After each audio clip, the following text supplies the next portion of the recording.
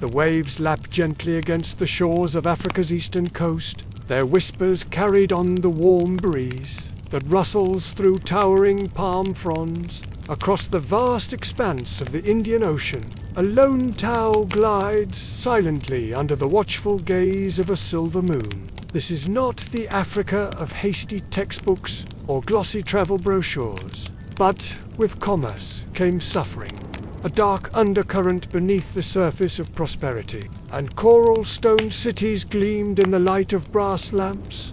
There were also chains that bound human flesh. This is a land where beauty and sorrow intertwine, where history's echoes linger in the salt-laden air. Let us pause for a moment.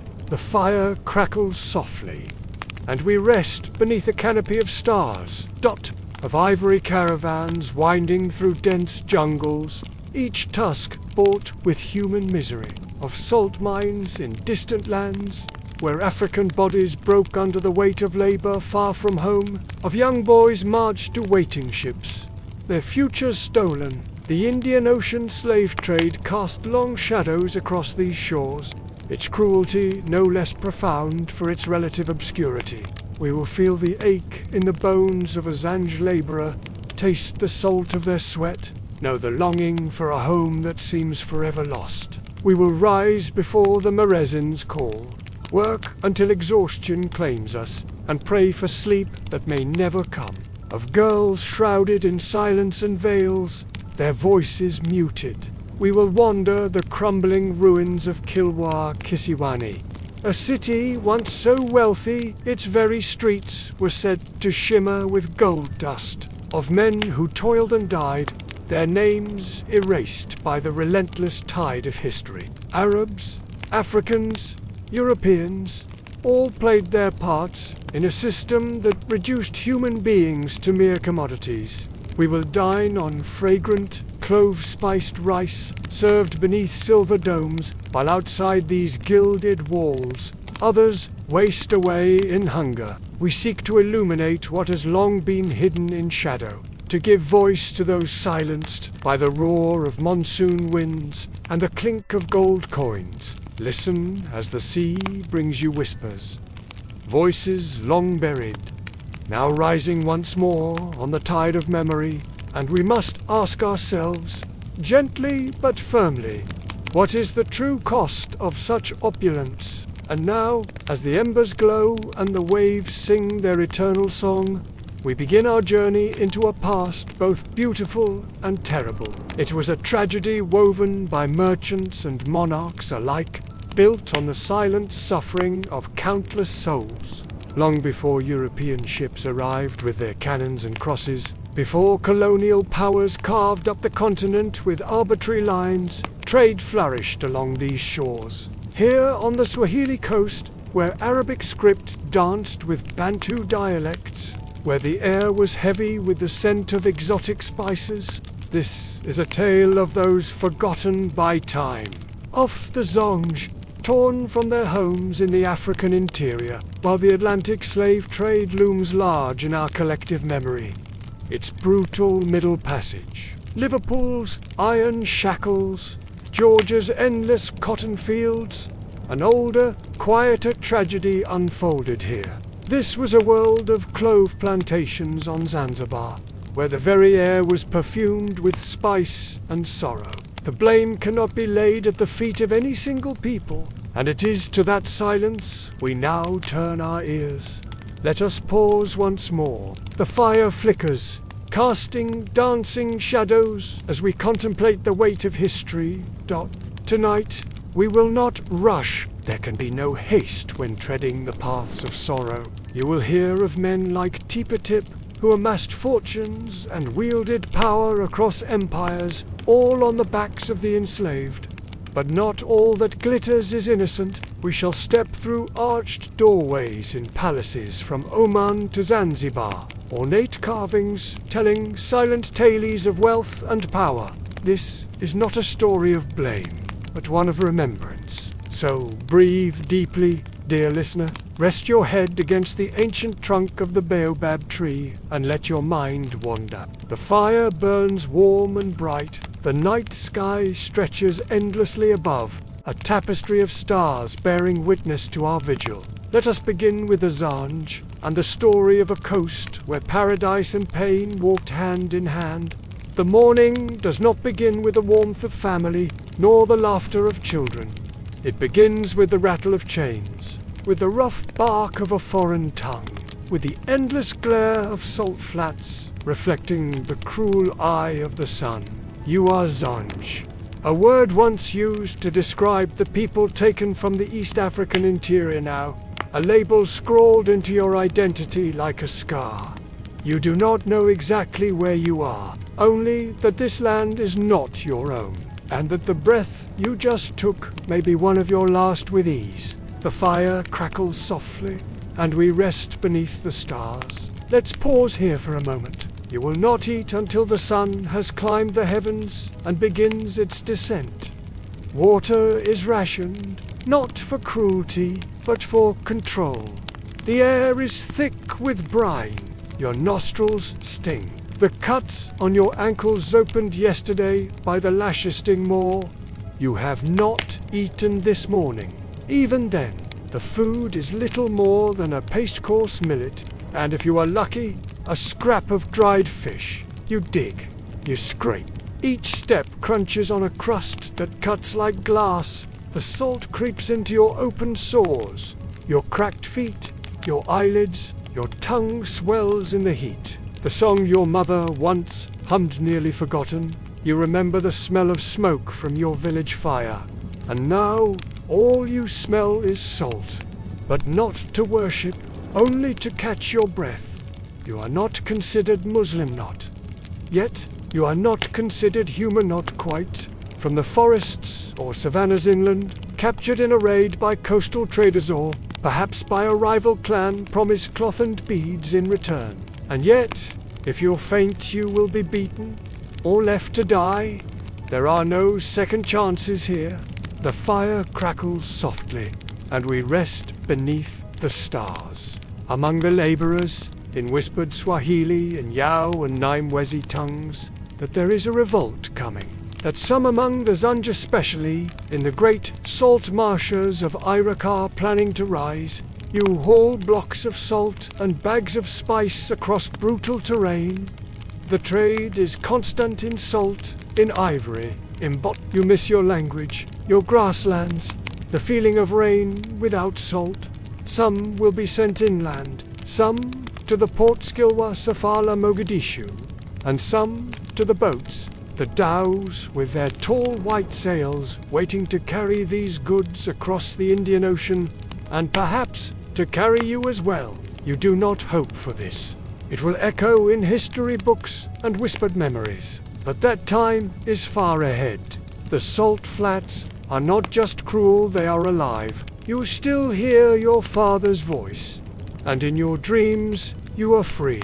You are the echo of savannas and villages far from here. You rise with it, muscles aching, throat parched. Another day on the salt flats awaits. The overseer's whip cracks nearby, a constant reminder of the price of slowness. And though this place will try to strip you of everything, your name, your freedom, your very voice, something inside whispers that you will endure. Your task, to rake the crystallizing salt, to gather it into baskets, to carry those baskets until your shoulders bleed. Let's pause here for a moment. The fire crackles softly, and we rest beneath the stars. The term Zanj Rebellion will one day be spoken with awe. No fire is allowed, only hushed conversation. Stories of home, tales of spirits and ancestors and the stars above, of Gedi and its coral walls, places you've only heard whispered about in the night, on the rhythmic scrape of your rake, on placing one foot in front of the other, places where some Swahili live in luxury, trading the very salt you now harvest. But for a moment, you allow yourself to imagine you are driven back to work. The sun now at its zenith. The salt flats have become an inferno, the air shimmering with heat. To hope, not here, not now, but somewhere across the vast ocean.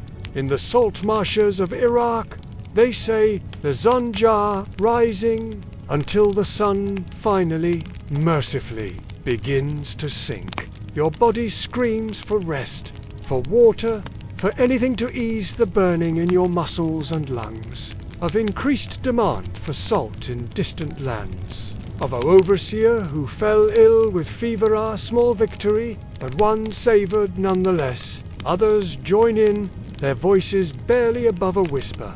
Around you, others do the same. Bodies pressed close in the cramped quarters, the air thick with the smell of sweat and desperation.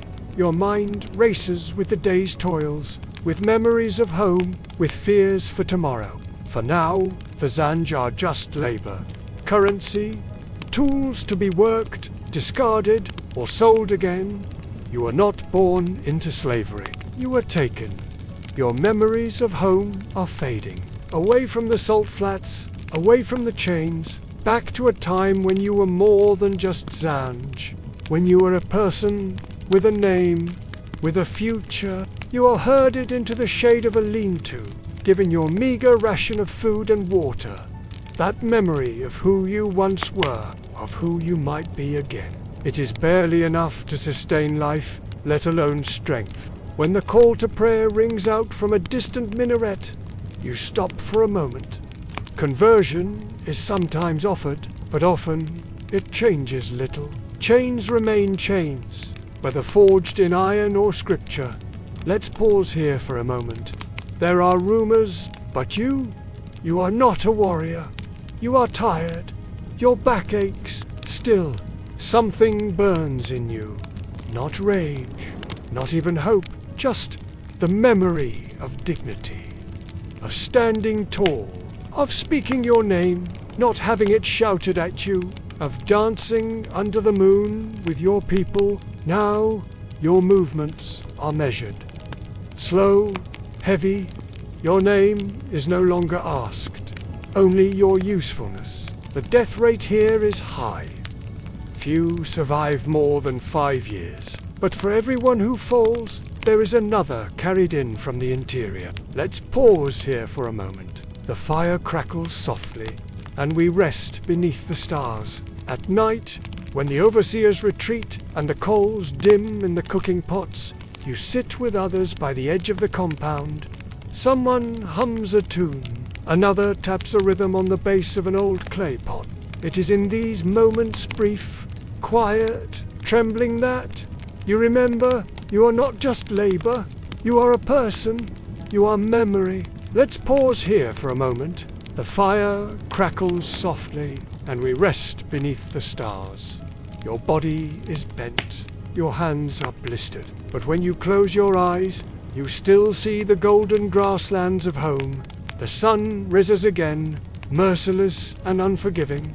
You trudge towards the worksite, feet dragging through crusted earth.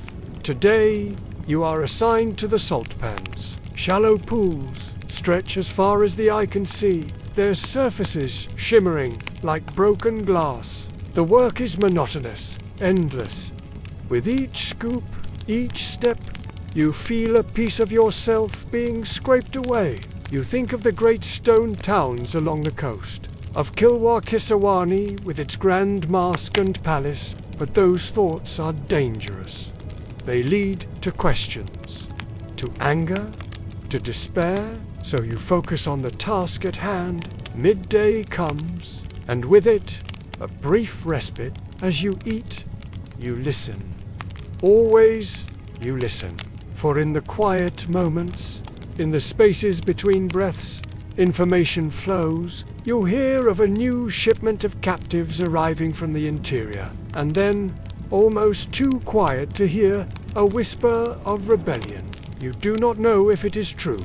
You do not know if it matters. The break ends too soon. You work until your vision blurs, until your hands move of their own accord. As darkness falls, you are herded back to the compound. But there is no rest. Not yet. There are still tasks to be done. Baskets to be woven, tools to be repaired, the endless labor of survival. Only when the moon is high do you finally collapse onto your sleeping mat. You close your eyes, but sleep does not come easily.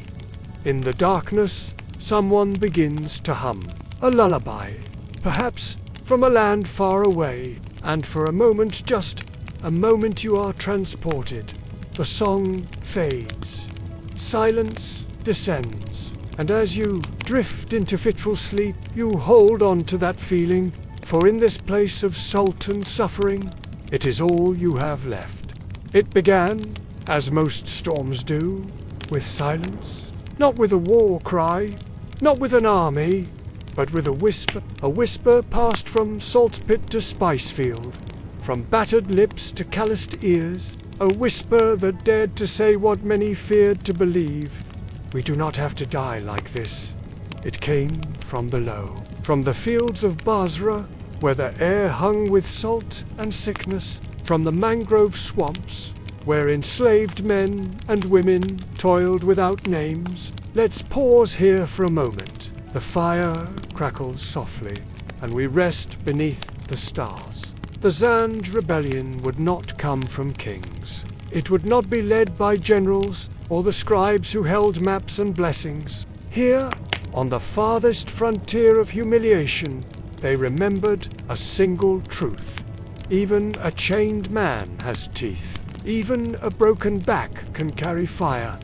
In the year 869 CE, they rose. The leader's name was Ali ibn Mohammed, a man of mixed heritage, part Arab, part outsider, a man with words sharp as spears and faith as his armor.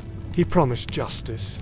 He promised revenge. He promised, above all, that those who had been treated like cattle would live like kings or die standing. The movement swelled like a tide. From Busra to the canals of southern Iraq, the Zanj swept forward. They burned plantations. They broke slave chains. They took cities. For 15 years, the Zanj rebellion raged.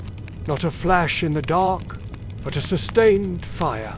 They built forts, minted coins, governed like a rising nation. It was the largest slave uprising the world had ever seen, far greater than Spartacus, but few would ever know their names. Let's pause here for a moment. The fire crackles softly, and we rest beneath the stars. Back on the Swahili coast, the news spread slowly, through traders, through rumor, through silence. Some scoffed, others whispered prayers for their distant brothers in chains, but most simply stared at the sea and wondered, what if we... Kutu?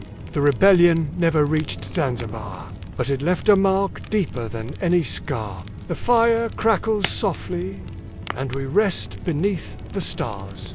It planted something, a memory, a proof. In time, the Abbasid Caliphate responded. They sent soldiers, thousands. Sieges dragged on. Fires devoured entire districts. As warriors who dared to burn the heavens that cursed them, we remember that even salt can preserve truth, and that even the most broken laborer can become legend. Eventually, the rebellion fell. Ali ibn Muhammad was killed, the cities retaken, but they had stood. They had made the world tremble. It was a mirror reflecting their own complex relationship with power, identity, and resistance. Of grandmothers and grandfathers sold into bondage, their names erased by the cruel tides of commerce. In the bustling ports of Kilwa, Mombasa, and Lamu, the story took root in the fertile soil of shared struggle. It disrupted trade routes, sent ripples of uncertainty through established networks. Yet it also kindled a fierce pride, a reminder that African blood carried the strength to shake empires. They had shown that the most brutal systems, even those cloaked in religion or trade, could be shaken by those they sought to erase. They debated in low voices. Was it madness or courage that drove the and could such a fire ever catch hold here, on these shores, with their own slaves, the backbone of the spice plantations and the pearl diving fleets, catch wind of this distant storm? Let's pause here for a moment. And now, centuries later, when the salt flats lie quiet, when the dhow sails sleep in museums, when scholars speak of East African trade as if it were just spices and ivory, we remember the Zanj. Their wooden swords clashed as they reenacted battles they had never seen. Inspired by tales of far-off heroes who looked like them, how could fellow Muslims enslave their brothers in faith? Did not the Prophet himself speak against such cruelty? They had shown the world that those deemed less than human could rise up and shake the very foundations of empire. Slaves were treated with a new wariness, a grudging respect born of fear, a reminder that chains, no matter how old or how strong, could be broken. Some masters, moved by conscience or pragmatism, began to ease the burdens on their human property. The Zanj rebellion forced uncomfortable questions to the surface, challenging long-held justifications for the slave trade. A challenge to easy narratives of victimhood and passivity. A reminder that history is made not just by kings and conquerors, but by the countless unnamed souls who dare to stand against the tide. It is a story that reminds us that even in the darkest night, there is always the potential for dawn. That even the most oppressed can rise. That even salt, bitter, common salt, can preserve the sweetest truths of human dignity and the unquenchable thirst for freedom.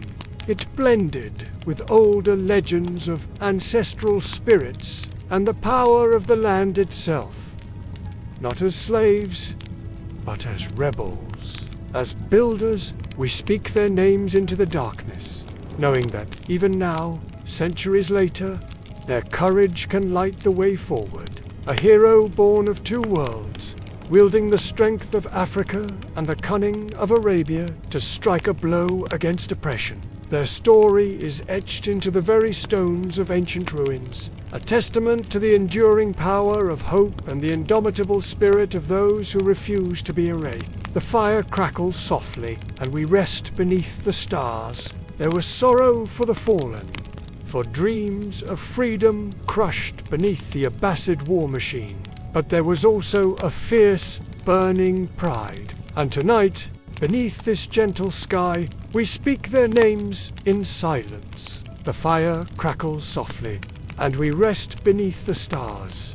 Let's pause here for a moment. The fire crackles softly, and we rest beneath the stars. The echoes of the Zanj rebellion rippled across the Indian Ocean, carried by whispers and waves to the shores of East Africa. For the Swahili people, whose lives were intertwined with the sea and its trade, the tale of the Zanj was more than distant history. In the narrow streets of Stone Town, where the scent of cloves hung heavy in the air, elders spoke in hushed tones of ancestors who had vanished across the waters. But now, with the Zanj rebellion, there was a new chapter to this old story. A chapter of defiance, of reclaimed dignity. Let's pause here for a moment. In the shadow of coral rag houses, children played at being rebels. For the merchants and sailors of the Swahili coast, the Zanj uprising was a double-edged sword. In the dhow harbors, weathered captains traced the routes to Basra on old charts, their calloused fingers lingering over the names of places now aflame with rebellion. The Sultan's court buzzed with worried whispers. Advisors pored over reports, seeking to gauge the threat. Would the spirit of uprising spread? Let's pause here for a moment. The fire crackles softly, and we rest beneath the stars. In the lush countryside beyond the cities, where coconut palms swayed and mango trees dropped their sweet fruit, the story of the Zanj took on mythic proportions. Creates and storytellers wove the tale into their epics, singing of Ali ibn Muhammad as if he were a figure from their own folklore. And in the quiet corners of mosques and madrasas, learned men debated the theological implications. Let's pause here for a moment. As news of the rebellion's eventual defeat filtered back to East Africa, it brought with it a complex mix of emotions. For 15 years, the Zanj had stood, They had built, they had ruled. In the years that followed, subtle changes rippled through Swahili society. And always, always, there remained the memory. A spark kept alive in stories passed down through generations. Let's pause here for a moment. The fire crackles softly, and we rest beneath the stars. Today, as we walk the streets of Zanzibar or sail along the Kenyan coast, the ghosts of the Zanj whisper on the wind. We remember the Zanj, not just for what they did, but for what they represent. And so, as the fire dies down and the stars wheel overhead, we honor their memory. For in the end, the legacy of the Zanj is not one of defeat, but of possibility. The whip leaves scars, but memory carves deeper. It buries itself beneath the skin, beneath the laughter of grandchildren, beneath the stories that are too painful to tell, but too sacred to forget. Let's pause here for a moment. The fire crackles softly, and we rest beneath the stars. The life of a Zanj laborer was not only brutal in the body, it was brutal in the soul. For those who survived the salt flats of Iraq, who returned or were freed, or who simply grew old under the palm trees of Zanzibar or Kip, the pain did not leave. It changed shape. It became silence. It became long stares toward the sea, where children once vanished and husbands were sold into endless war. It became stories that were never told aloud, only folded into lullabies and cooking rituals, into carved names on the hulls of boats, into beads passed from mother to daughter, some with the quiet shame that is not theirs to carry, yet was handed to them anyway. Like iron, some bore these wounds with bitterness, others with pride. Children of survivors would sometimes ask, "Where did Baba go? Why does Mama never speak of the island with the white walls? Why does the old uncle drink and cry when the moon is full?" The fire crackles softly, and we rest beneath the stars. They carried names shaped by trauma, traditions interrupted by centuries of captivity, and a silence so large it echoed in their dreams. Let's pause here for a moment. And so memory became a ghost. Those who remained forgot in order to live. It haunted not only the ones who lived it, but those born generations later. Among the Swahili, there was a saying, "Wale waliobaki, wali sahau kwa kuishi." When scholars speak of slavery, they tally ships and coins. They speak of empires and trade routes, of rebellion and abolition. Rarely do they speak of the child who could not remember his mother's lullaby, or the woman who could not weep because the tears would not come, only numbness, or the old man who built dhows but never rowed them again, because the last boat he rowed carried his brother away in chains. Let's pause here for a moment. The fire crackles softly, and we rest beneath the stars. In Zanzibar, Pemba Lamu, and even inland in places like Bagamoyo, small rituals persisted. Whispers before certain prayers, a bowl left out during ancestor feasts, a name never used again, sealed into coral tombstones. These were not random. It is also survival. It is also poetry. It is also the rhythm of Swahili, born from African, Arab, and Persian winds. A language that carries grief like incense and love like tide. There were acts of quiet remembrance and quiet mourning, of the sacred thread between those who came before and those who now light the fire and sit to listen, because survival costs something. Sometimes it costs faith, sometimes dignity, sometimes the chance to ever speak the truth aloud. But still, they lived. And in the fire we light, to keep from forgetting, the fire crackles softly, and we rest beneath the stars. Stories of resilience, of a people who faced the storm and emerged, scarred but unbroken. They've passed down a legacy of survival, a quiet strength that flows like an underground river, nourishing roots that run deep into African soil. And still, somehow, they loved, but in the proud tilt of a fisherman's chin as he faces the dawn. In the careful way a grandmother plats her granddaughter's hair, weaving in stories of ancestors who refused to be erased, the steady heartbeat of a culture that refused to die, the laughter of women pounding cassava, their songs a defiant melody against the silence of forgotten names. Its waves whisper secrets of dhows laden with sorrow, of desperate prayers uttered in the belly of slave ships, of tears that salt could not wash away. The very stones seem to remember, each weathered step a testament to those who walked before, their feet calloused by labor, their spirits unbowed.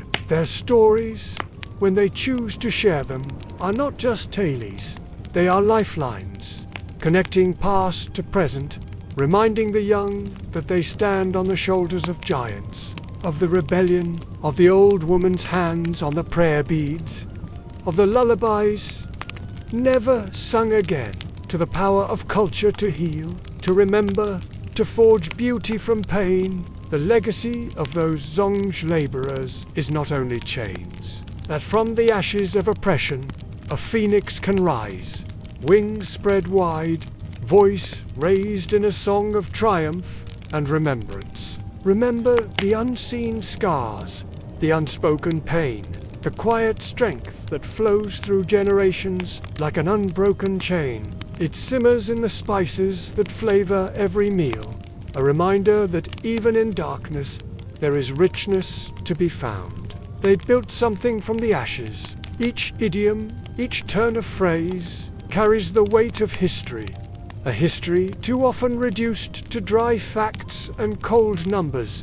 In the rhythm of the tarab, in the intricate patterns of henna, in the way a mother cradles her child and whispers ancient wisdom into dreams yet to unfold, and in healing, we ensure that the story of the Swahili coast, a story of resilience, of cultural alchemy, of survival against all odds, will continue to be told. Not of shame, but of pride, a legacy that says, we are here, we remember, and we will continue. And tonight, you hear it, in this story, in the voice that remembers them, of nights spent in fear, in hope, in quiet determination, of ancestors who whispered freedom into the ears of their children, even when their own bodies were bound. Because we do not speak only of suffering, we speak of end, to the whisper of palm fronds, to the distant laughter of children not yet born, to the steady heartbeat of a culture that refuses to be forgotten. Let's pause here for a moment. So, the next time someone tells you slavery was just economics, just history, just the past, you may think of the salt pits. You may remember that some suffering is too deep for books. It is carried in blood, in voice. The Swahili coast, a tapestry of cultures woven by the threads of trade and tragedy, holds stories that whisper on the wind. In the narrow streets of Stone Town, where spice-scented air mingles with the call to prayer, echoes of the past linger. Here, in the shadow of towering clove trees and ancient mango groves, generations have passed down more than just genes. The Zanj Rebellion, a moment of fierce defiance against oppression, lives on not just in history books. Let's pause here for a moment. The fire crackles softly, and we rest beneath the stars. The ocean that once carried away so many now laps gently at shores where children play. But listen closely, and you'll hear something else in that eternal rhythm. In the marketplaces where Swahili, Arabic, and Bantu blend into a linguistic symphony, every word is an act of preservation. Yet here, among the living, that history breathes. It dances in the flutter of kanga cloth, bright with proverbs that speak volumes in few words. Let's pause here for a moment. The fire crackles softly, and we rest beneath the stars. The elders, their faces etched with lines like ancient maps, hold court in shaded baraz. In their eyes, if you look closely, you can see the reflection of long ago fires, The Swahili coast is more than a place. It is a living testament to the human spirit's capacity for as the sun sets over the Indian Ocean, painting the sky in hues of gold and crimson, we are reminded that even the darkest night gives way to dawn. Let's pause here for a moment. The fire crackles softly, and we rest beneath the stars. So when you walk these shores, when you breathe in the scent of cloves and sea salt, remember, for in remembering, we honor. In honoring, we heal. Not just in words, but in the very fabric of life. This is the legacy of the Zonj, of all those who came before. A legacy not of victimhood, but of victory. Let's pause here for a moment. The fire crackles softly, and we rest beneath the stars. As the night deepens and the fire burns low, we sit in silence, listening. For here, on the Swahili coast, memory is not just the past, it is the present. It is the future. It is the fire we tend, the story we tell, the love we pass on, from generation to generation, as endless as the sea. His name was whispered with both fear and awe. Hamad bin Muhammad bin Juma bin Rajab, El Murjabi. But history remembers him by his nickname sound, said to mimic the crash of waves on the Swahili shore. MWANA.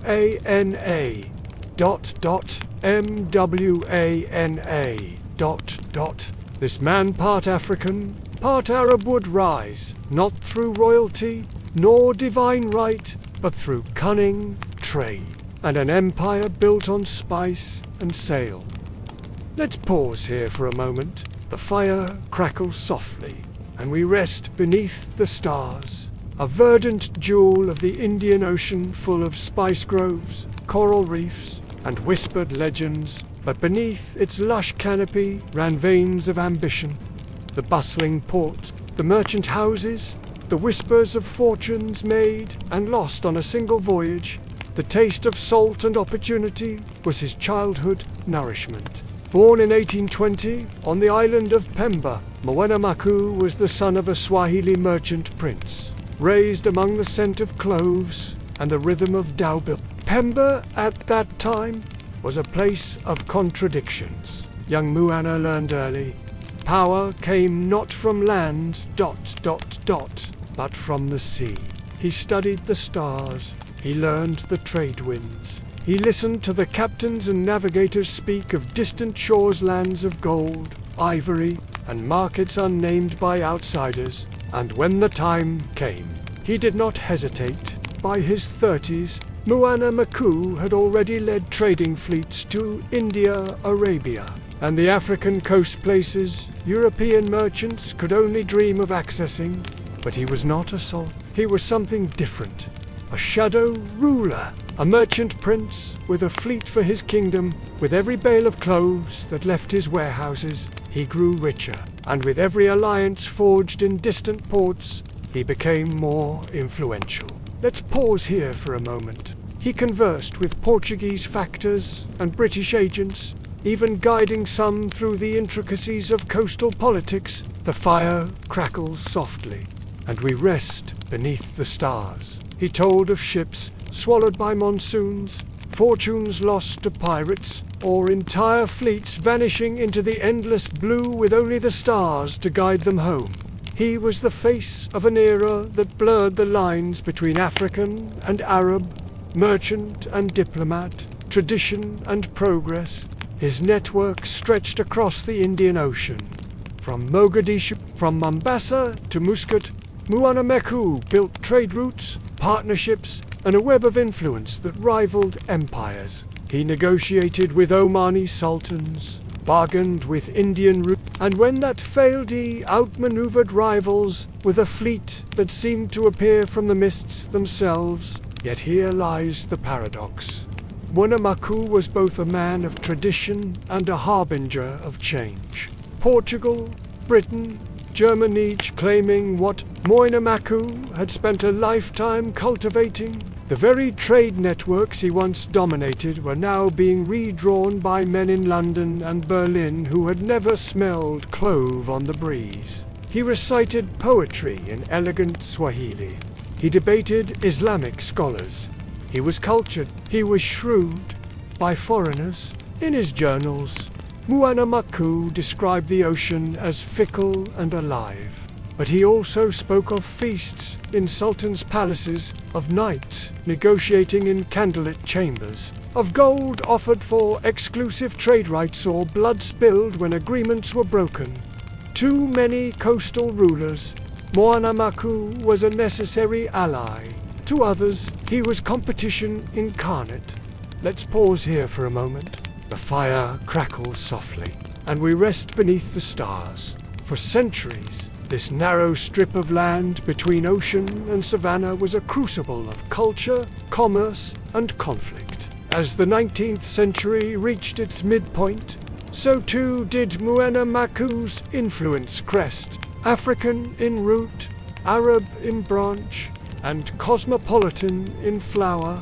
Lamu, Mombasa, Kilwahich, a testament to the wealth that flowed through their harbors, Europe's gaze had sharpened and it wanted more than just spices from the Swahili coast. Swahili merchants haggled with visitors from lands as distant as China, their words a blend of Bantu, Arabic, and Persian, but to a quiet cove on Pemba, surrounded by the whisper of palm fronds and the ghosts of a fading era, British steamships and German ambitions would later redraw maps that had remained unchanged for centuries.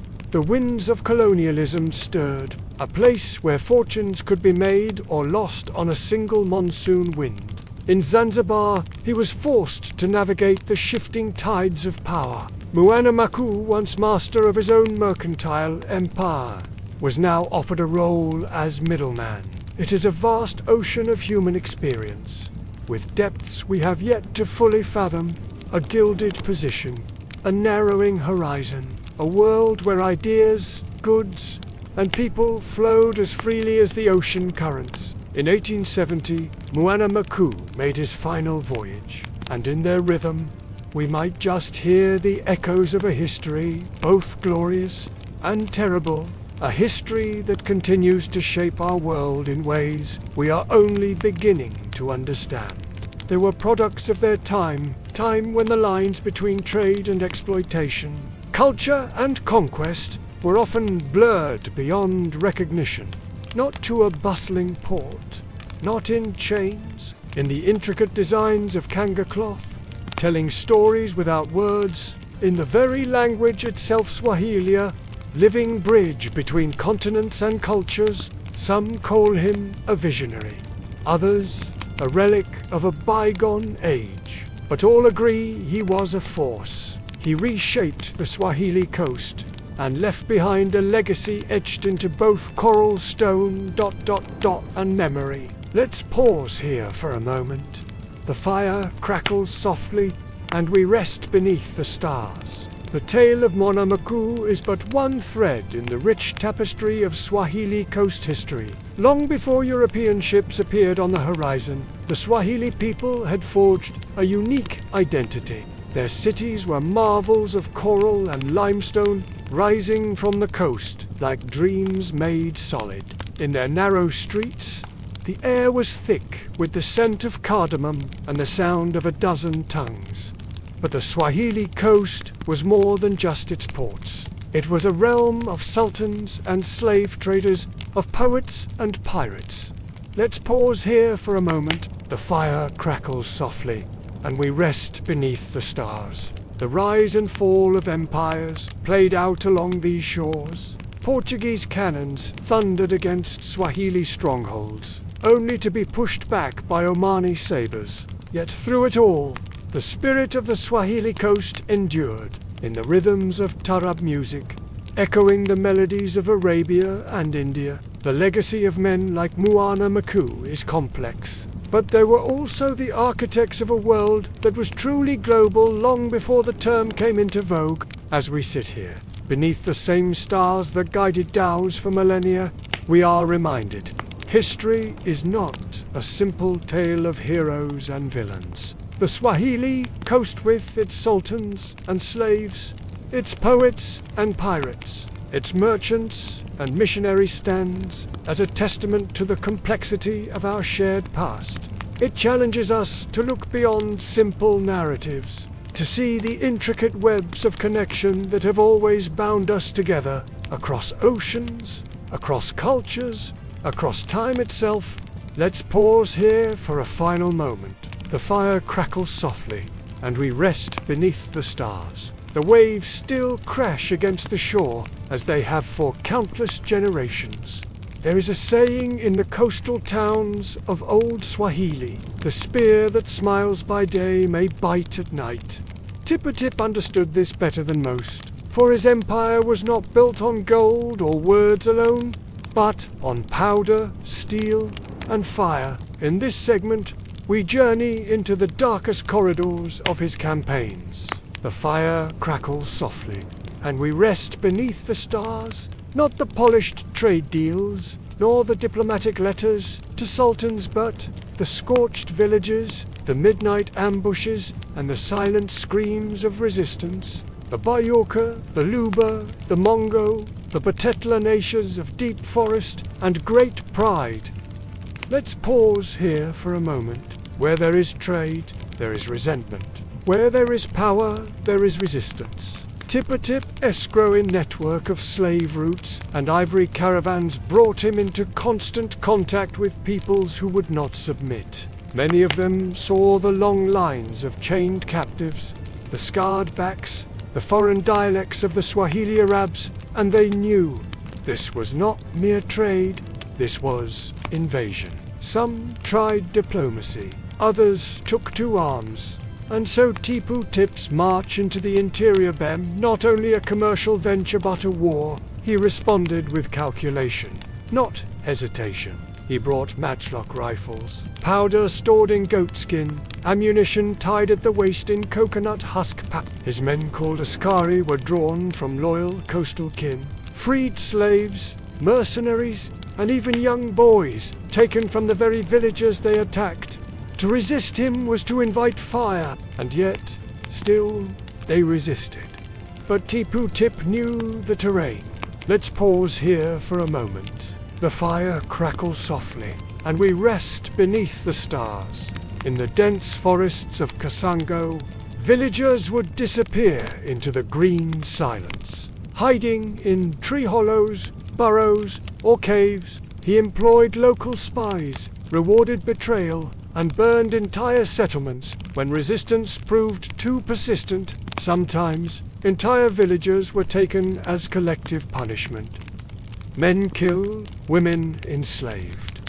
Children marched barefoot in chains to the coast. For every ivory tusk taken, dozens of lives were extinguished or broken. And yet, these stories remained in whispered memory, passed down in hushed lullabies, in rituals of mourning, in old songs sung when no Swahili traders were near. But not every battle ended in conquest. There were defeats, there were ambushes, local prophets and griots began warning that the ancestors were angry, that spirits wandered the forests where villagers once stood. In the Congo-Ubangian borderlands, a coalition of forest tribes launched a surprise attack on one of Tippu-Tip's outposts, killing his commander and scattering his caravan into the wild. In Ugaji, one of his warehouses was burned in retaliation by rivals, and in Tanganyika, rebellions simmered under his own junior agent. It was clear. Tippu-Tip may have ruled the roads, but the bush, the soul of Africa, did not. Let's pause here for a moment. The fire crackles softly, and we rest beneath the stars. The Belgians, under Leopold II, began establishing Congo Free State posts.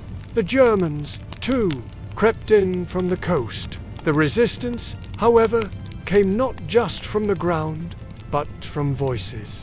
Clerics in Zanzibar condemned the scale of European missionaries began recording stories of cruelty, and Tippu-Tip, for all his power, began to feel the tremors, not of guilt, but of pressure. Only whispers in trees, songs sung by firelight, and bones beneath the moss.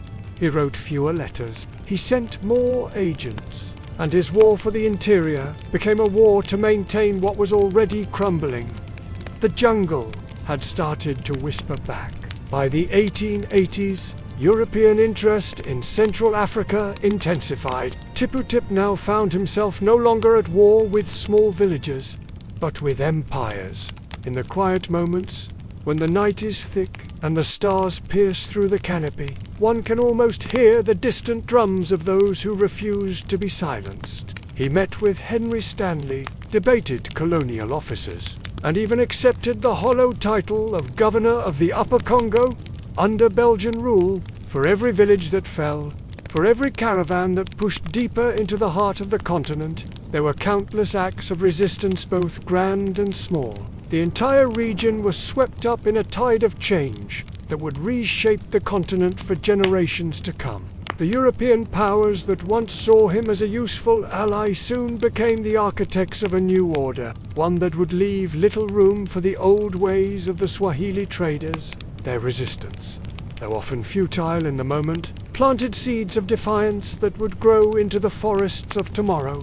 In its dancing flames, we can see the reflection of countless struggles, countless hopes, and countless dreams that refused to be extinguished. But the interior was not an empty canvas waiting to be painted. It transformed, adapting to new challenges and finding new ways to assert itself. For in that stand, no matter how brief, lies the essence of what it means to be human, to assert one's dignity in the face of oppression, to say no when the world demands submission. What price are we willing to pay for our freedom, our culture, our very identity? The same courage that faced down Tipu Askari would later fuel the movements for independence and self-determination across Africa. A burden to remember, to honor those who came before, and a promise to carry forward their spirit of defiance, their unwavering commitment to dignity and freedom. Their story is our story. Their struggle is our struggle, and in honoring their memory, we keep alive the flame of resistance that burns in every human heart. It was a living, breathing tapestry of cultures, each with its own story, its own fierce determination to survive. They remind us that the true measure of a people is not in their conquests, but in their courage to stand against the tide of history and say, "We are here. We will not be erased." But the lessons of this dark chapter remain with us, a weight in our hearts and a fire in our souls. For we know now that history is not just made by those who conquer, but by those who resist even. Let their courage be a beacon, guiding us through the dark forests of our own times, reminding us that even in the face of seemingly insurmountable odds, the human spirit has the power to endure, to resist, and ultimately to triumph. But the battles were no longer his to fight. The fires he once lit were now burning out of his control. It challenges us to examine our own lives, our own choices, and ask ourselves, where do we stand in the face of injustice? What are we willing to risk for what we believe in? Tipu Tip's war on resistance was not just a series of battles, but a clash of worlds, the old and the new, the traditional and the modern, the local and the global. Let's pause here for a moment. The fire crackles softly, and we rest beneath the stars. And so ends this chapter, not with glory, but with ghosts. The war of resistance against Tipu Tip left behind no great monuments, but still, they speak. And they remind us that behind every name etched into the record of empire, there are many others, unrecorded, who said no and paid for it. The echoes of their defiance still resonate through the dense forests and winding rivers of Central Africa. Tipu Tip's legacy is not just one of conquests and commerce, but a testament to the enduring spirit of those who stood against the tide of history. The Swahili coast, once a bustling hub of trade and cultural exchange, became the launching point for expeditions that would forever alter the face of Africa. As we reflect on this chapter of history, we must remember that the true cost of empire is not measured in ivory or gold, but in the lives disrupted.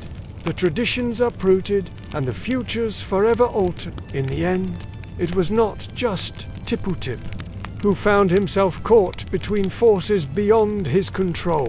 Yet even as the colonial era dawned, the spirit of resistance that Tipu Tip encountered in the depths of the Congo did not die. As we close this chapter, let us not forget the nameless heroes who stood their ground, who refused to be mere footnotes in someone else's story.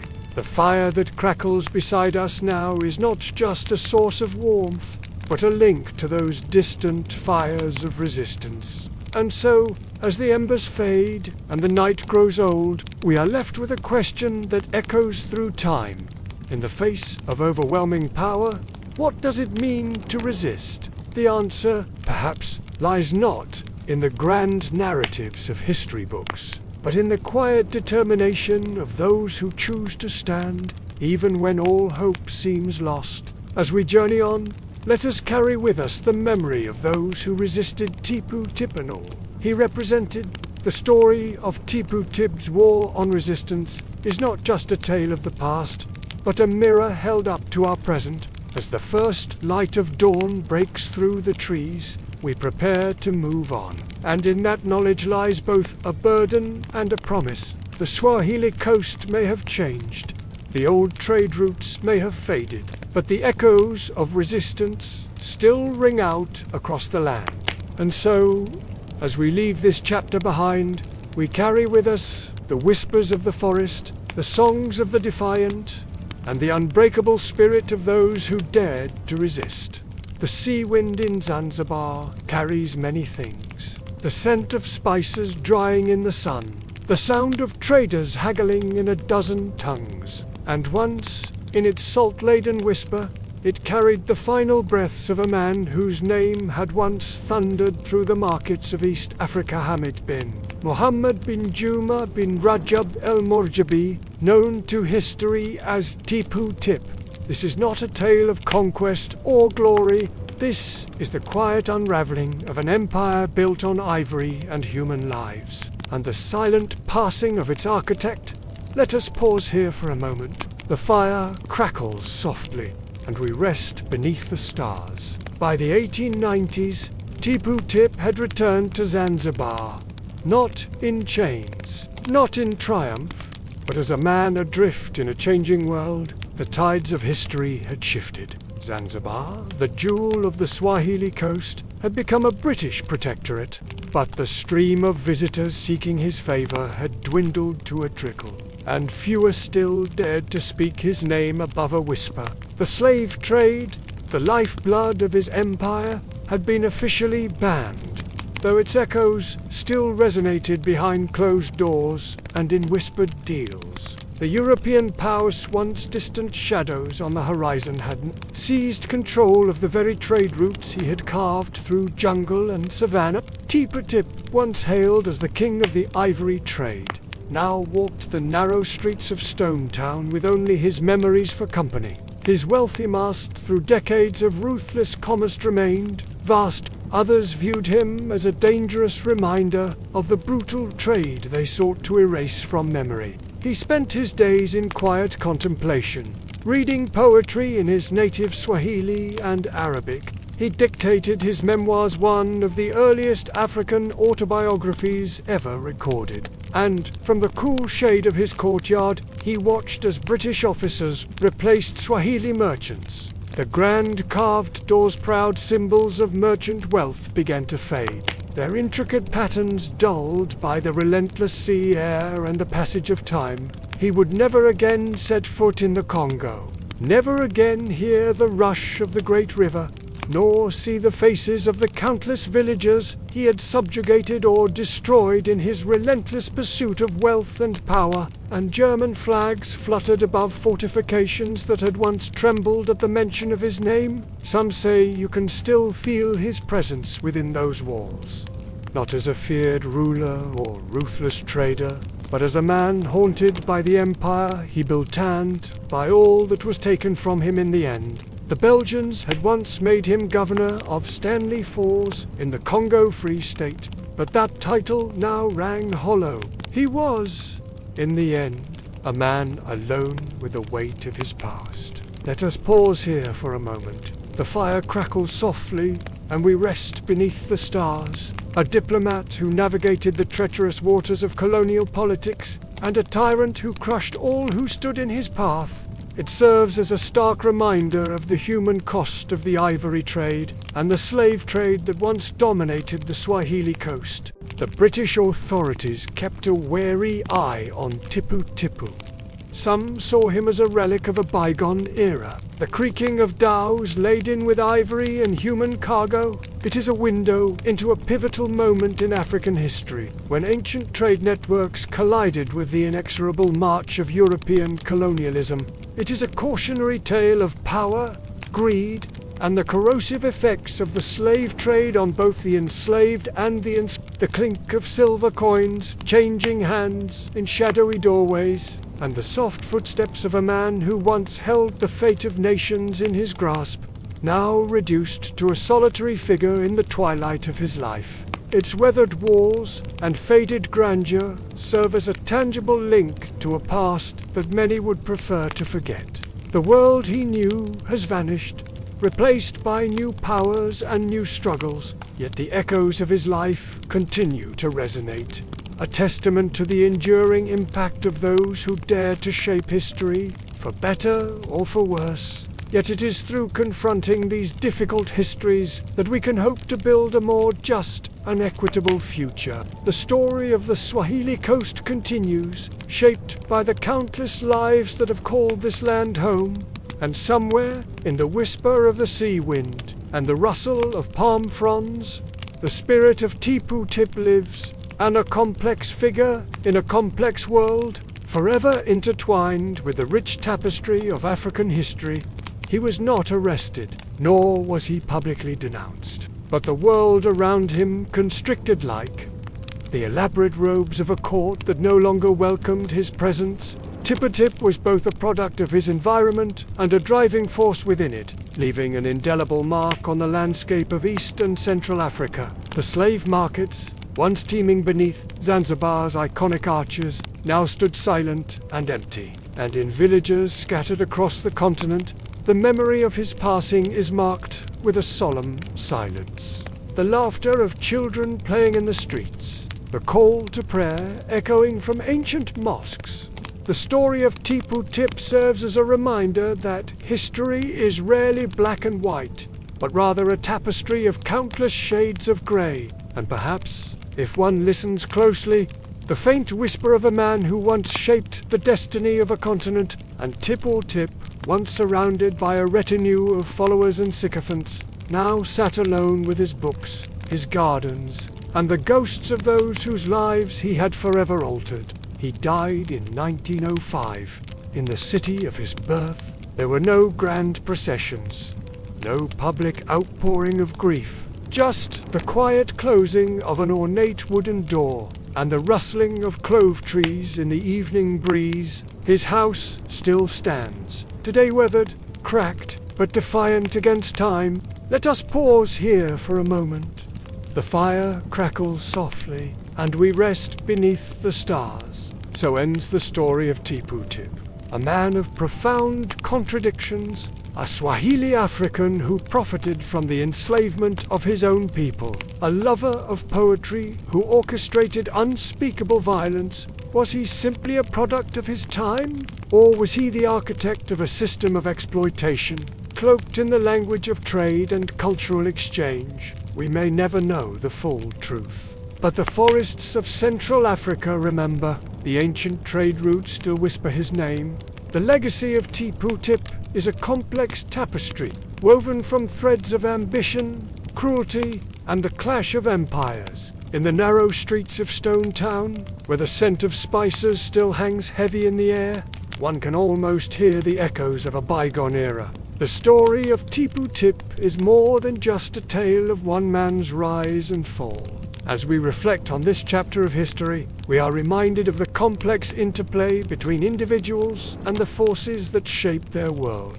Today, the house of Tippa-Tip stands as a silent witness to the passage of time. The sea wind in Zanzibar still carries many things. As our tale draws to a close, we are left to ponder the complexities of human nature and the long shadow cast by the actions of those who came before us. Let us pause here for a final moment. The fire crackles softly, and we rest beneath the stars. In the end, the legacy of Tipu-Tip is not one of triumph or defeat, but of transformation.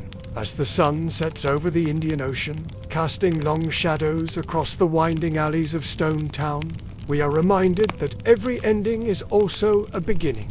Long before European maps carved Africa into false borders, long before cannons replaced oars, there was an island of coral stone and gold. Kilwa was not merely a city. It was a heartbeat, a rhythm of trade, prayer, and power. A Swahili sultanate that rose like a pearl from the Indian Ocean, its walls shining white under the burning sun, and for centuries it thrived. Let's pause here for a moment. Built by Persian settlers and African traders, Kilwa spoke in many tongues: Swahili, Arabic, Persian, Makua.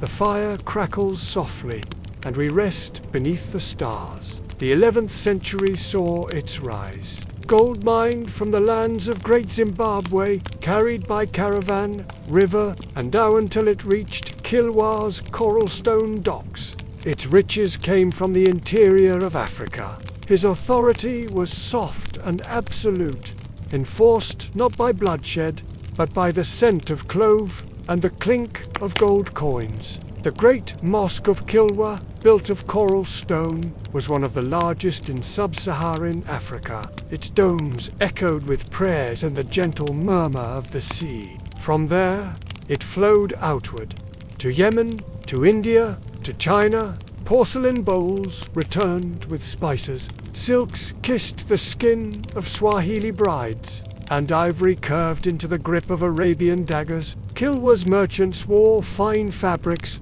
their homes carved with wooden doors and Quranic inscriptions. The Sultan sat in a palace that faced the ocean. The Swahili world was not a village, it was a constellation. The fire crackles softly, and we rest beneath the stars. From Lamu to Sofala, cities sparkled across the coast, but Kilwa was its brightest star. Let's pause here for a moment. But nothing golden stays. By the 14th century, Kilwa grew bolder. Its influence stretched inland to Mutaba.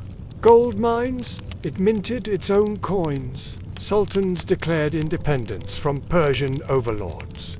The fire crackles softly, and we rest beneath the stars. And with prosperity came envy. Rival Swahili cities watched warily. And in 1505, the real storm arrived: Portuguese ships, their sails white and teeth made of fire.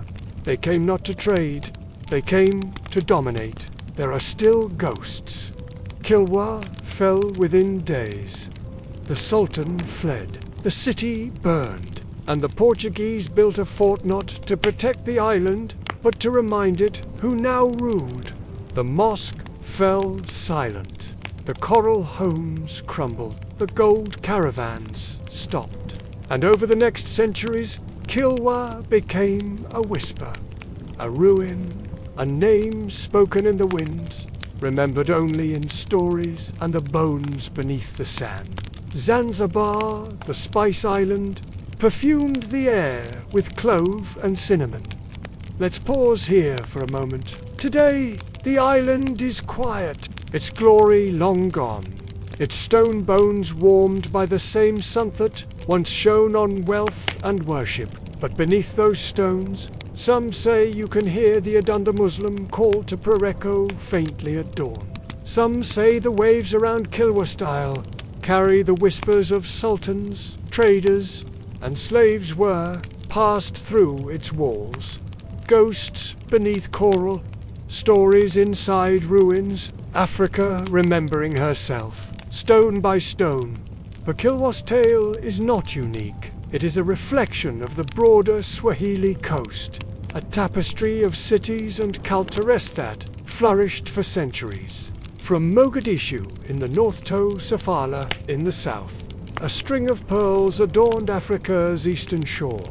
Each city had its own rhythm, its own dialect of Swahili, its own intricate dance of power and trade. Mombasa, with its imposing Fort Jesus, stood as a sentinel against invaders. Lemieux, with its narrow streets and donkey carts, preserved the essence of Swahili culture long after others had faded. These were not isolated outposts, but nodes in a vast network thought stretched across the Indian Ocean. Dhows sailed with the monsoon winds, carrying not just goods, but ideas, art, and faith. Islam spread along these sea routes, blending with local traditions to create a unique coastal culture. Swahili became the lingua franca, a language born of African roots and nourished by Arabic, Persian, and Indian influences. The architecture told its own story: carved stone houses with intricately carved doors, mosques with soaring minarets, palaces that whispered of distant lands. But like Kilwa, these cities faced their own storms.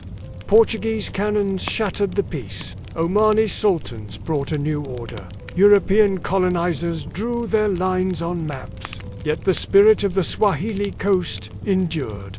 In the narrow alleys of Stone Town, in the rhythms of Tarab music, in the flavors of pilaf and biryani, the echoes of that golden age live on. Today, archaeologists sift through the sands, uncovering Chinese porcelain, Venetian glass beads, coins from distant mints. Each artifact tells a story of a world more connected than we often imagine.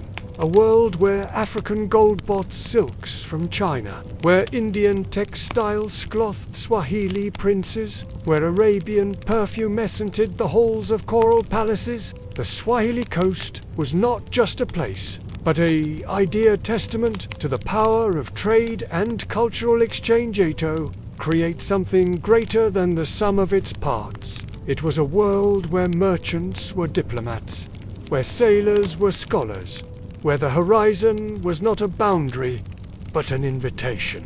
And in that world, Kilwa Kisiwani shone brightest of all. Its fall was not just the loss of a city, but the dimming of a dream. A dream of Africa, not as a dark continent, but as a beacon of civilization, a crossroads of cultures, a land where gold flowed like river sand. Knowledge was as precious as any gem. As we sit here by the fire, listening to the waves lapping at the shore, we can almost hear the ghosts of Kilwa whispering.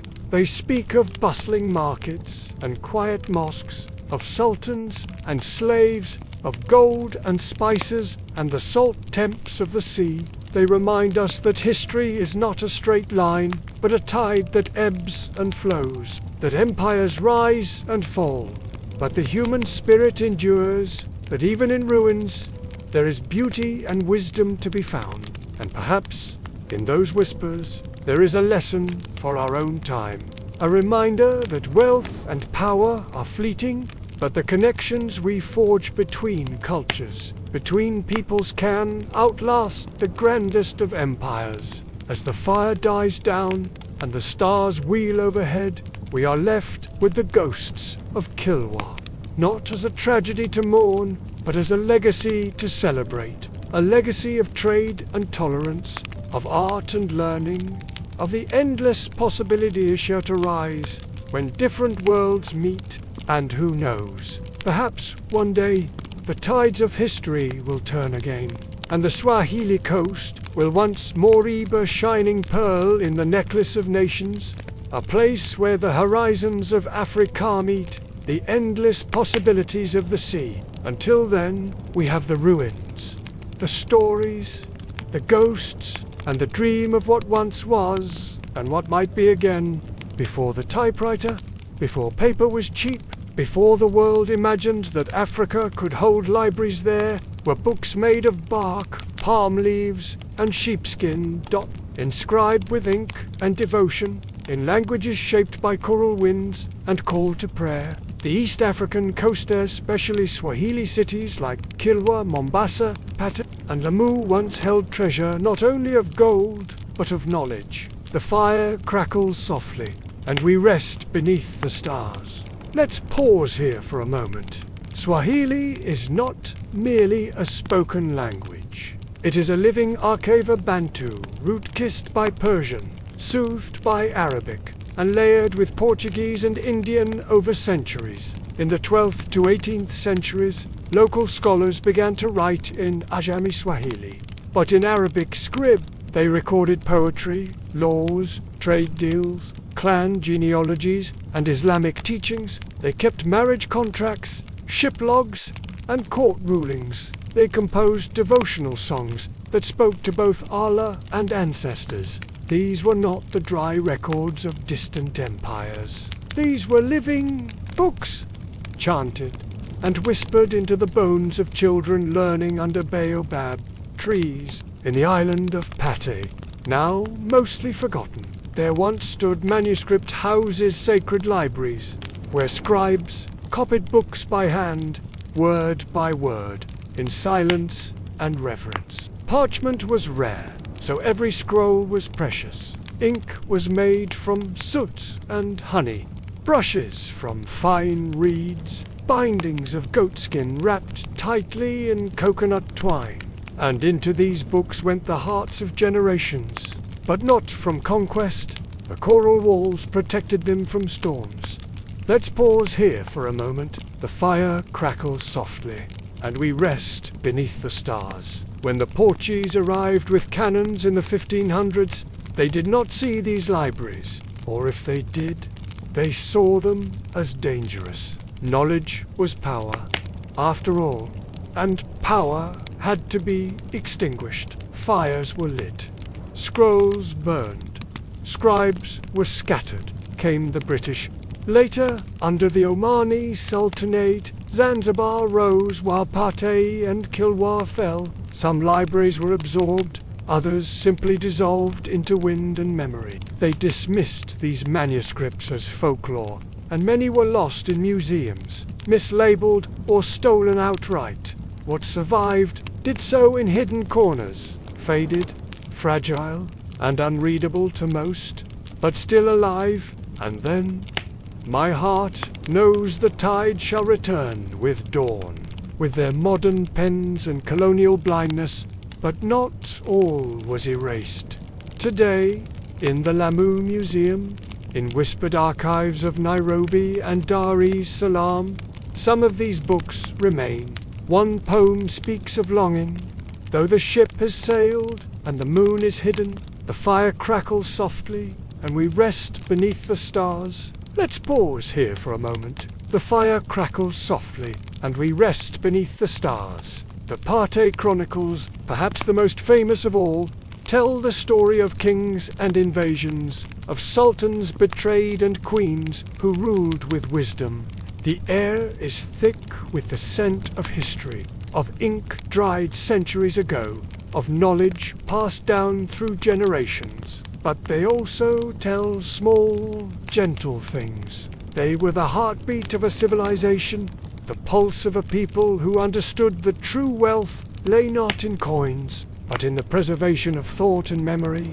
The fire crackles softly, and we rest beneath the stars. Here, amidst the clash of swords and the haggling of merchants, knowledge found sanctuary.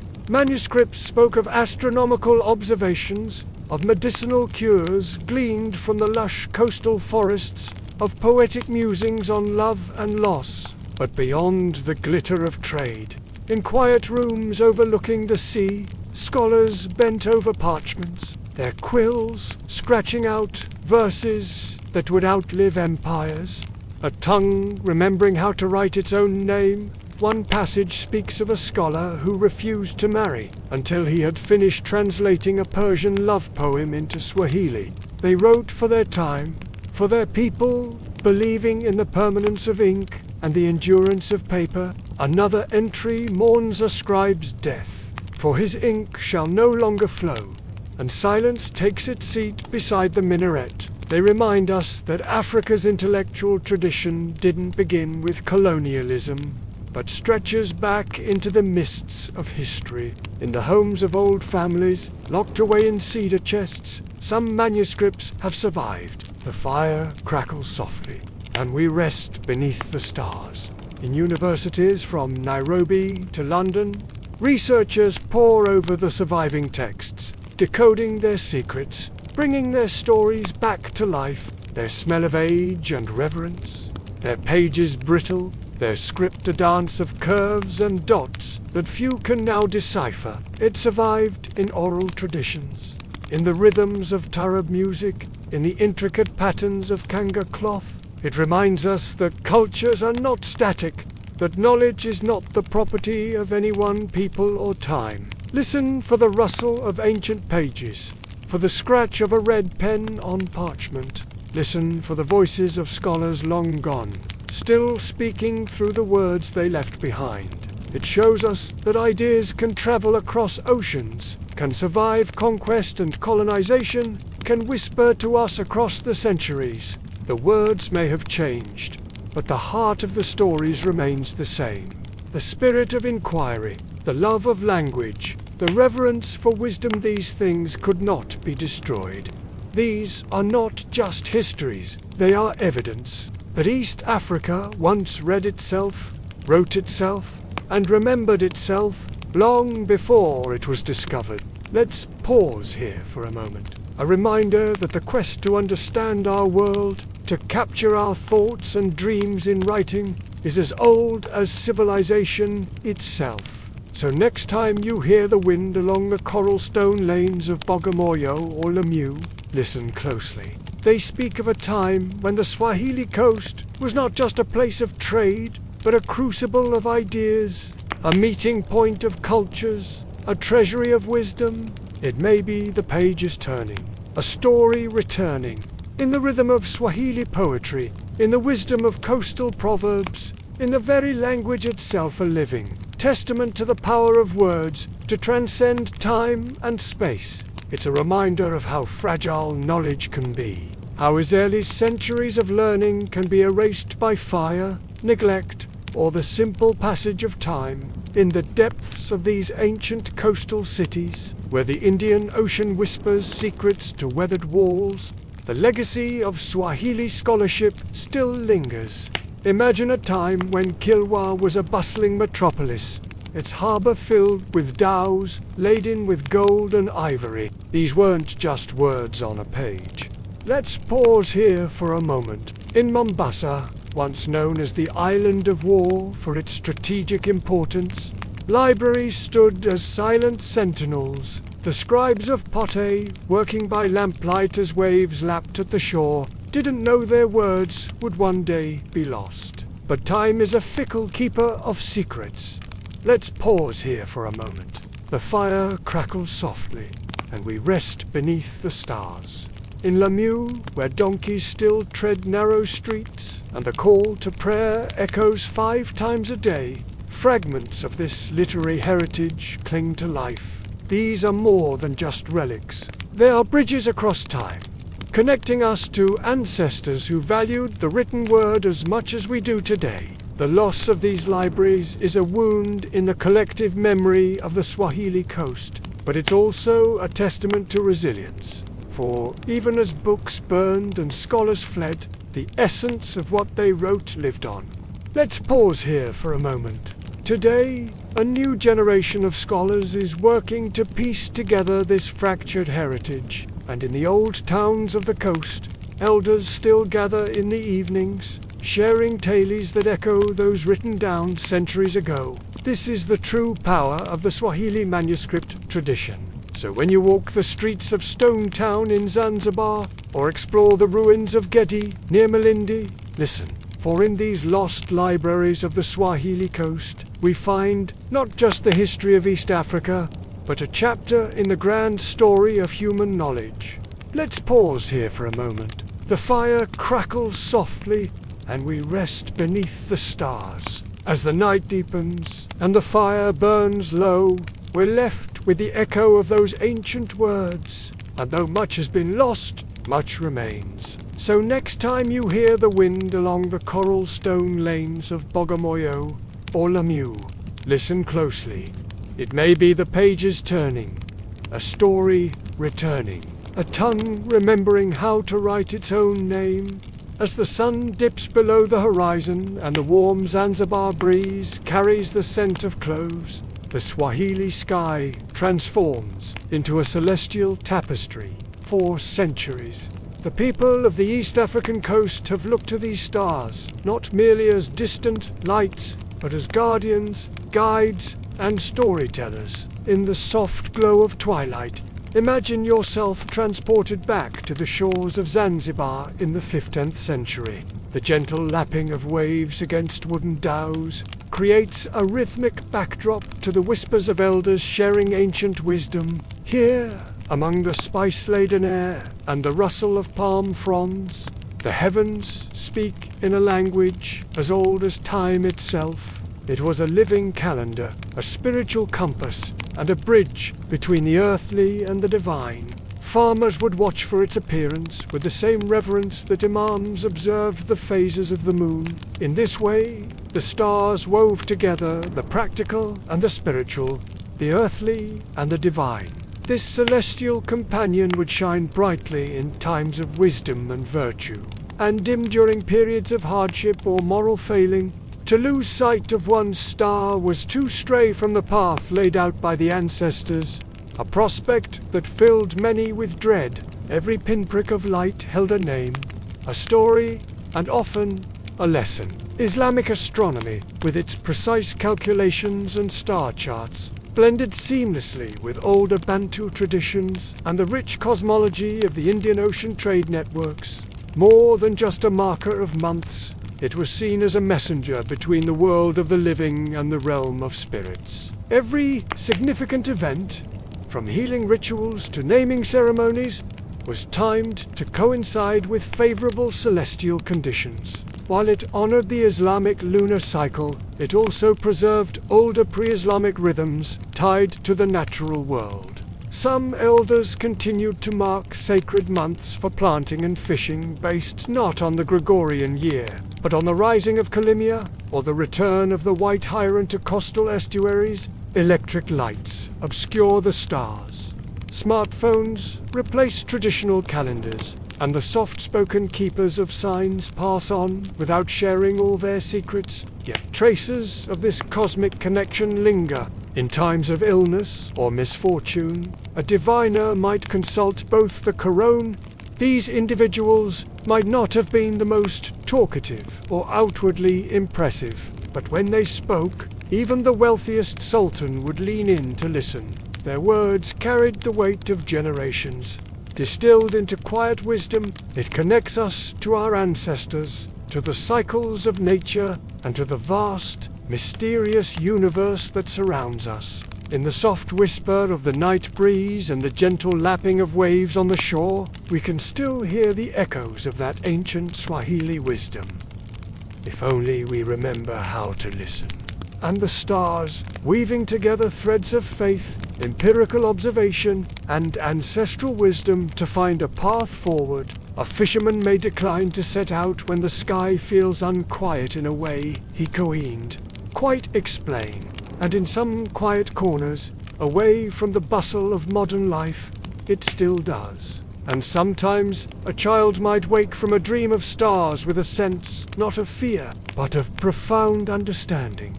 A fleeting glimpse into the mirror of the heavens that the Swahili had gazed into 4 centuries. Its waning phases were considered times of danger and caution, while the full moon brought with it the possibility of prophetic dreams, spiritual revelations. Some rode the ocean currents, others dwelt in ancient baobab trees, and still others whispered secrets to those blessed with the gift of second sight. The movements of planets and stars were thought to influence these spirits, making them more or less potent, depending on the celestial alignments. And even the birth of children touched by divine favor. This synthesis created a uniquely Swahili understanding of the cosmos, one that honored multiple traditions while creating something entirely new. Let us pause for a moment. The crackle of a nearby fire mingles with the distant call of a night bird. We sit beneath a canopy of stars, each one a beacon of memory and meaning. For the Swahili people, the night sky was far more than a cosmic light show. Known to Western astronomers as Sirius, this brilliant point of light was a celestial lighthouse for merchants and sailors venturing across the Indian Ocean to Arabia. Its appearance in the night sky signaled favorable winds and safe passage. These learned men and women could read the sky like an open book, divining everything from auspicious wedding dates to the likelihood of conflict between rivals. Their wisdom was recorded in carefully preserved manuscripts, but also passed down through oral tradition, becoming as much a part of the Swahili people as the salt in their blood and the sands between their toes. Take, for instance, Nyota ya Bahari, the star of the sea. Then there was Kalimia, the Pleiades star cluster, whose rising heralded the start of the planting season. The Wa Tabiri, Swahili astrologers of great renown, held the keys to this celestial knowledge. Many believed that each person was born under a Nyota ya Roho, a spiritual star that followed them through life. The systems developed by Swahili priests and sages were a remarkable fusion of influences. In this worldview, the moon Mwezi held a place of particular importance. Let us pause once more. The fires, glow casts, dancing shadows, and above us, the moon rises like a pearl against the velvet night. Deeper still in Swahili mystical tradition lay the belief in Magini spirits of the elements that inhabited the world alongside humans. This belief had profound implications for daily life. The Swahili calendar itself was a masterpiece of cultural synthesis. Every Swahili town had at least one keeper of signs, a person attuned to the subtle rhythms of moon, sea, and memory. Let us pause once more. The fire has burned low, and the stars above seem to pulse with ancient light. Today, much of this celestial knowledge is fading like mist before the dawn. In Pemba, you might meet a woman who refuses to cut her hair until a certain phase of the moon. From the first glimmer of morning stars to the last rays of sunset reflecting off the tide, the Swahili coast once lived in harmony with the slow, sacred rhythm of the cosmos. As we sit here, the embers of our fire fading and the stars wheeling overhead, we are reminded that the sky is not a barrier, but a bridge. The palace rises like a carved pearl above the narrow stone lanes of Zen. Its spires catch the sunlight first. Its marble floors stay cool long after noon. And behind its finely carved doors, cloaked in carved lattice and sea breeze, lies a world of intoxicating scent and suffocating power. The fire crackled softly, and we rest beneath the stars. Cloves had become the soul of the island, and the Sultan escort was the engine that burned them into wealth. Slaves, often kidnapped from deep inland, were forced to farm the spice, and as the Sultan dined on spiced lamb, sipped rose water, and listened to a musician strum the oud, those who harvested his riches bled beneath the sun. To live in the court of the Sultan was to be wrapped in silk, while always listening for the whispers behind the curtains. Let's pause here for a moment. A smile could open a future, a frown could seal a death. Inside these grand halls, the air always smelled of cloves, a scent so strong that it perfumed not only the rooms, but the very breath of those who served here. It was whispered, too, that some wives went missing, that the walls of the palace held both silks and screams. Others sold their own people into bondage for a seat at the feast. And always there were those who watched. Some were of Arab nobility. Some were enslaved women who rose by charm or cunning. And each one navigated a world where love was political, and the birth of a son could change the course of empires. Enslaved boys from Mozambique who polished the silver and knew the steps of every powerful foot, assassins from rival clans who came wrapped in silk, bearing poisoned perfumes. Inside those marbled walls, one could taste every flavor of empire, sweet cloves, bitter betrayal, and the sharp temps of blood behind the curtain.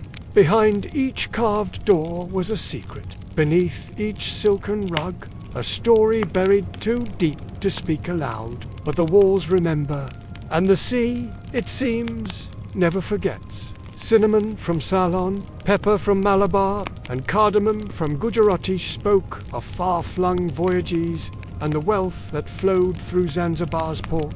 The cooks, their hands stained with turmeric and their brows glistening with sweat, created feasts fit for sultans and emirs, blending African, Arab, and Indian flavors into dishes that embodied the very essence of the Swahili coast. The fire crackles softly, and we rest beneath the stars. The island's riches were built on the backs of those who had no choice as slaves, torn from their homes in the African interior, forced to toil in the clove plantations that made the Sultan's coffers overflow, and children huddled in darkness, their futures as uncertain as the sea that carried them. And in the palace, where silk cushions muffled the sounds of suffering, the weight of this human cargo hung heavy in the air, a silent accusation that no amount of incense could mask. In hidden corners of the palace, in whispered conversations beneath the stars, ideas of freedom and justice began to take root. Others looked to the teachings of Islam, finding in its verses a call for compassion and equality that stood at odds with the realities of the Sultaness realm. The world beyond its shores was changing, and with it, the tides of history that had shaped this land for centuries. Knowledge, diplomacy, and the ability to navigate the complex web of international politics would soon become as valuable as any treasure locked away in the royal vaults. But wealth, as always, came at a cost. Merchants from Yemen haggled over bolts of fine cloth with traders from for in this place where empires had risen and fallen, where cultures had collided and merged, the story of the Swahili coast was far from over. But the world it presided over was changing, as surely as the tides that lapped at Zanzibar's shores. And in the whispers of the wind, in the rustle of palm fronds, and the distant cry of one could hear the first notes of a new chapter in the epic tale of the Swahili coast. Swahili sailors, their dhows anchored in the harbor, swapped tales of distant ports and treacherous seas, and in the shadow of minarets and carved doorways, the echoes of 1,000 years of history whispered on the warm sea breeze. The fire crackles softly, and we rest beneath the stars. The Sultan himself rarely walked alone. Around him, a river of courtiers, scribes, bodyguards, and spies flowed constantly.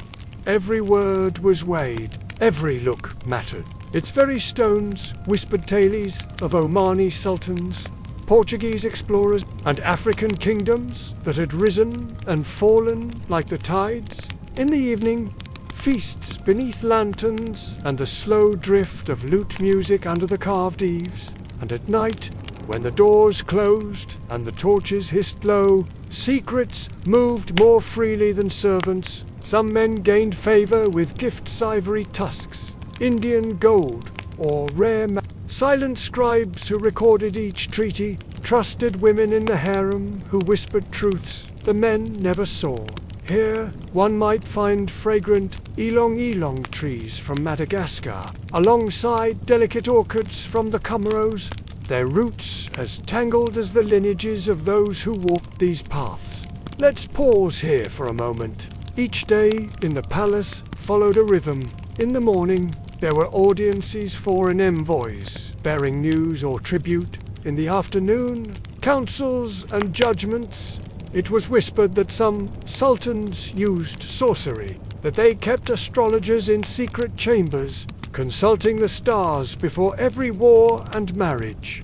The sultan's household was vast. He had many wives, each of whom brought their own alliances, rivalries, and ambitions. Their children were taught to speak Arabic and Swahili, to recite poetry, and to bow with grace, but above all they were taught to survive. Let's pause here for a moment. The fire crackles softly, and we rest beneath the stars. ... And yet, despite all this elegance and opulence, the palace was not a place of peace. There were rebellions to crush, letters from London and Oman demanding answers, and always the tension between Africa and Arabia, between Swahili traditions and Islamic power, between Zanzibar's roots and its foreign crown. Let's pause here for a moment. The Sultan's palace, for all its glory, was a place of masks. In the heart of the old Swahili coast, where the Indian Ocean lapped at shores steeped in history, the palace stood as a testament to centuries of trade, conquest, and cultural fusion. The palace gardens, lush with exotic plants brought from distant lands, were a living tapestry of the Swahili coast's cosmopolitan nature. In the bustling kitchens, spices from a dozen lands mingled in copper pots. Let's pause here for a moment. The fire crackles softly, and we rest beneath the stars. Beyond the palace walls, the narrow streets of Stone Town hummed with life. But even as the Sultan's court glittered with wealth and power, dark currents ran beneath the surface of Zanzibar's prosperity.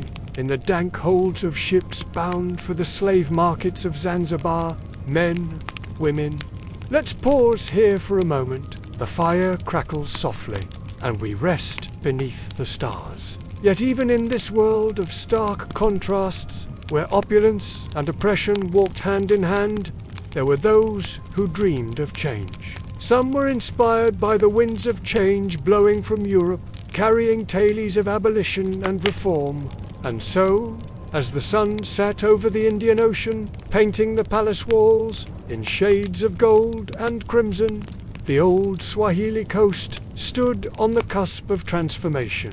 In the Sultan's palace, where power had long been measured in gold and spices, new currencies of influence were beginning to emerge. As night fell and the stars emerged above the palace spires, the air thick with the scent of cloves and the salt of the sea, one could almost feel the weight of history shifting. The Sultan's palace, with its secrets and its splendor, would remain. Let's pause here for a moment. The fire crackles softly, and we rest beneath the stars. In the shadowed corridors of the Swahili court, not every servant was born with chains around their wrists. Some were reshaped to fit the desires of kings. They walked softly, dressed in quiet silks, their eyes lowered, their voices clipped, but behind their silence were secrets no crown could ever hold. Let's pause here for a moment. The fire crackles softly, and we rest beneath the stars. They could not marry. They could not father children. They had no tribe but the palace, ...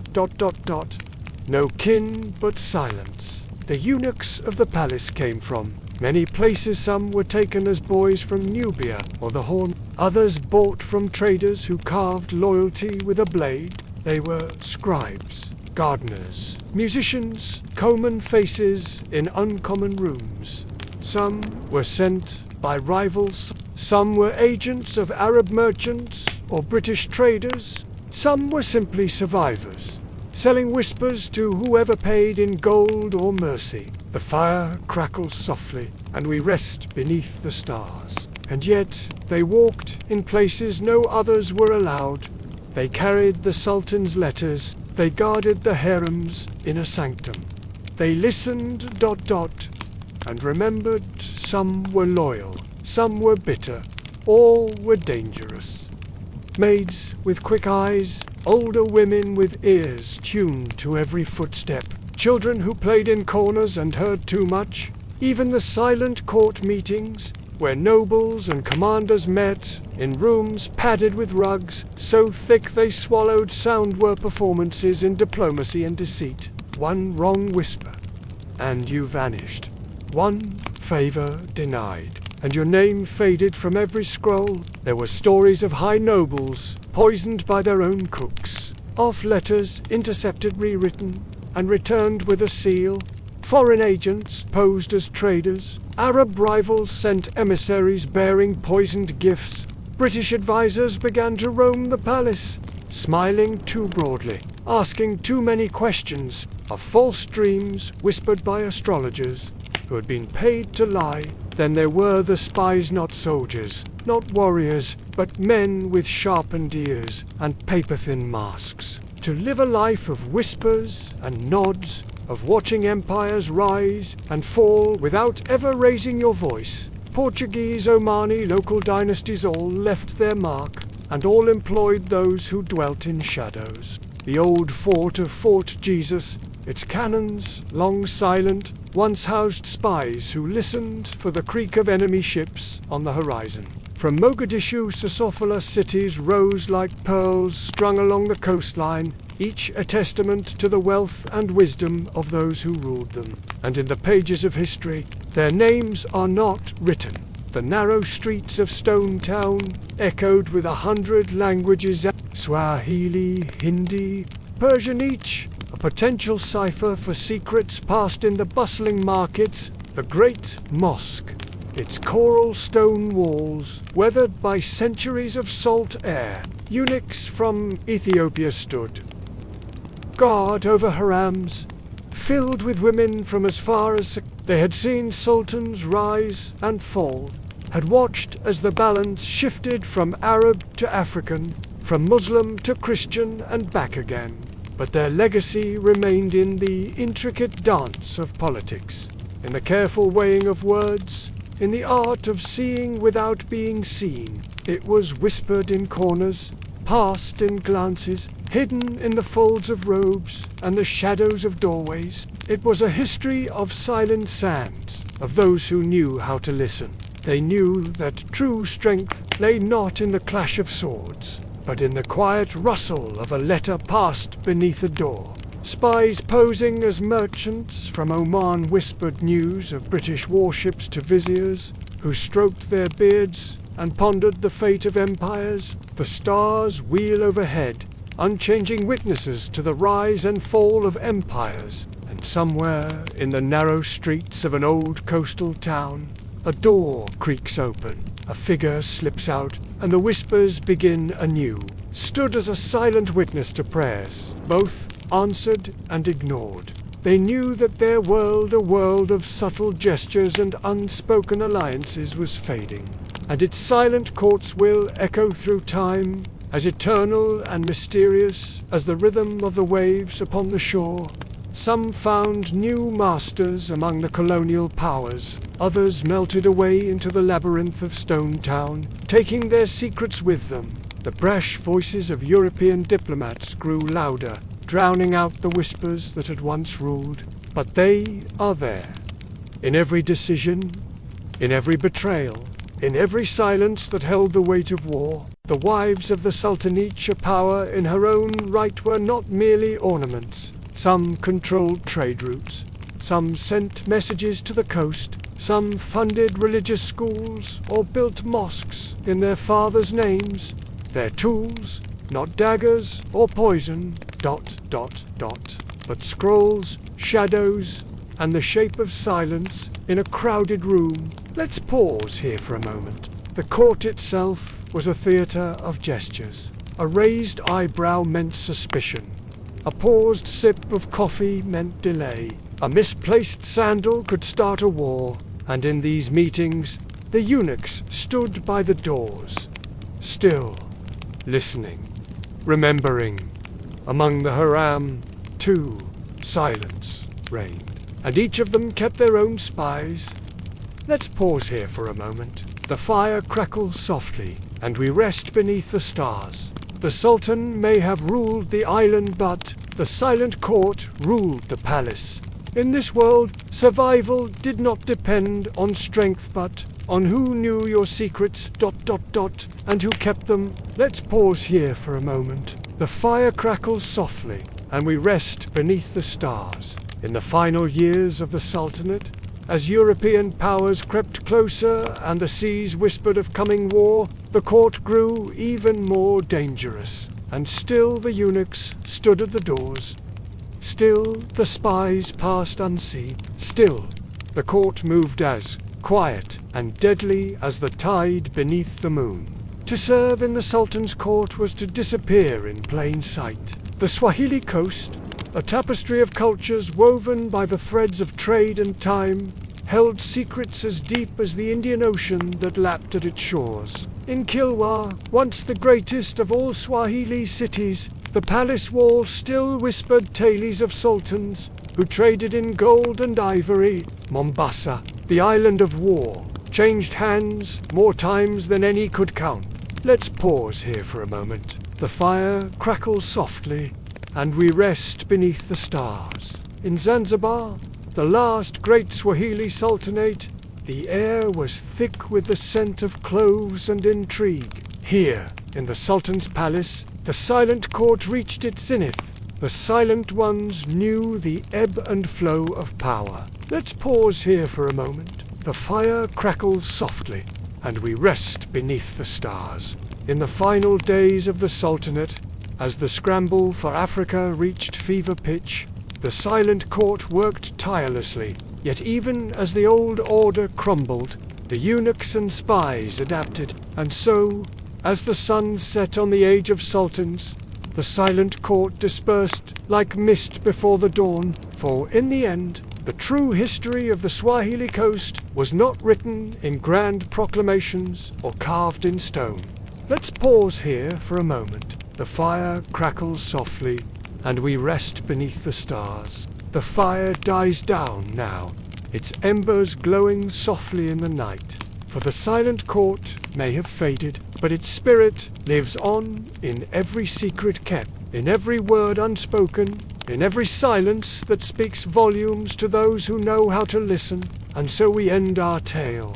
But the story of the Swahili coast, of its eunuchs, its spies, the palace, once so full of silk and secrets, began to empty. The breeze that once carried incense and music now carried the smell of gunpowder and the heavy scent of foreign ships. The sea, that ancient ally, brought strangers with flags, and cannon mouths that spoke a new law.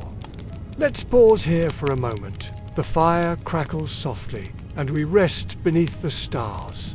The final years of the Swahili Sultanates were not loud. No battle trumpets, no thunderous last stands. Instead, the end crept in like a storm at sea, one wave at a time. A treaty here, a dock shared with the British, a cannon mounted for mutual safety. And suddenly, the Sultan's word echoed, ... but no longer ruled. Inside the palace, the changes were sharp. Gone were the whispered court intrigue. In came stiff greetings, colonial timetables, and reports stamped in London. The eunuchs found themselves ignored. The wives of the Sultan replaced with English guests at garden tea. The Swahili court dialect gave way to formal Arabic ... Then English, scribes once tasked with tracking lunar omens, were now taught to copy census sheets. The sacred scrolls were boxed away, and sometimes burned. Let's pause here for a moment. The fire crackles softly, and we rest beneath the stars. In the courtyards, change moved like rust.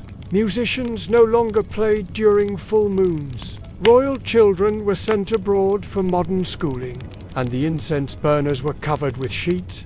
The palace itself aged, paint chipped, fountains dried, windows shut. Even the sandalwood doors, carved over centuries, were sold off to collectors who displayed them in far-off galleries. The soul of the court bled away in the towns beyond the walls.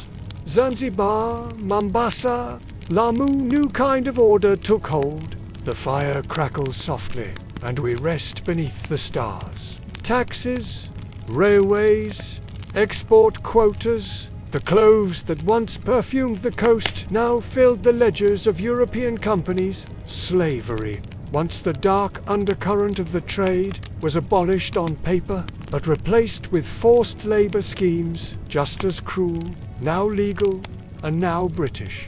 Let's pause here for a moment. The Sultan remained.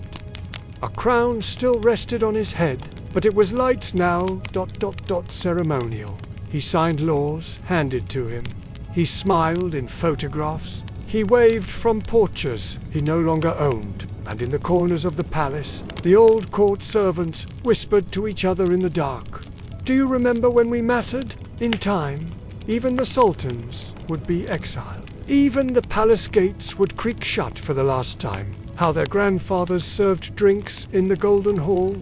How their villagers once sent tribute, not taxes. In Swahili, the new rulers would not need you. They would not tolerate whispering wives. They would not burn incense or consult the stars. Instead, they brought briefcases, laws, clocks, guns, and the silence that followed was not sacred.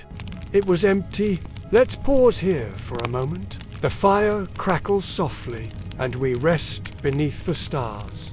The stories do not end, but memory is a strange guest. Even now, some elders remember how their grandmothers were trained in the palace kitchen, and on some nights, when the moon is high and the waves are soft, the old songs are sung again, softly, secretly, and in that sound the court lives once more.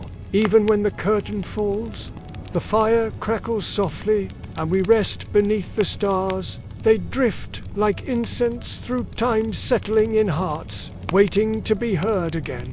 The Swahili coast, once a tapestry of sultans and spices, now bore the weight of colonial ambition. Where dhows once sailed freely, gunboats now patrol.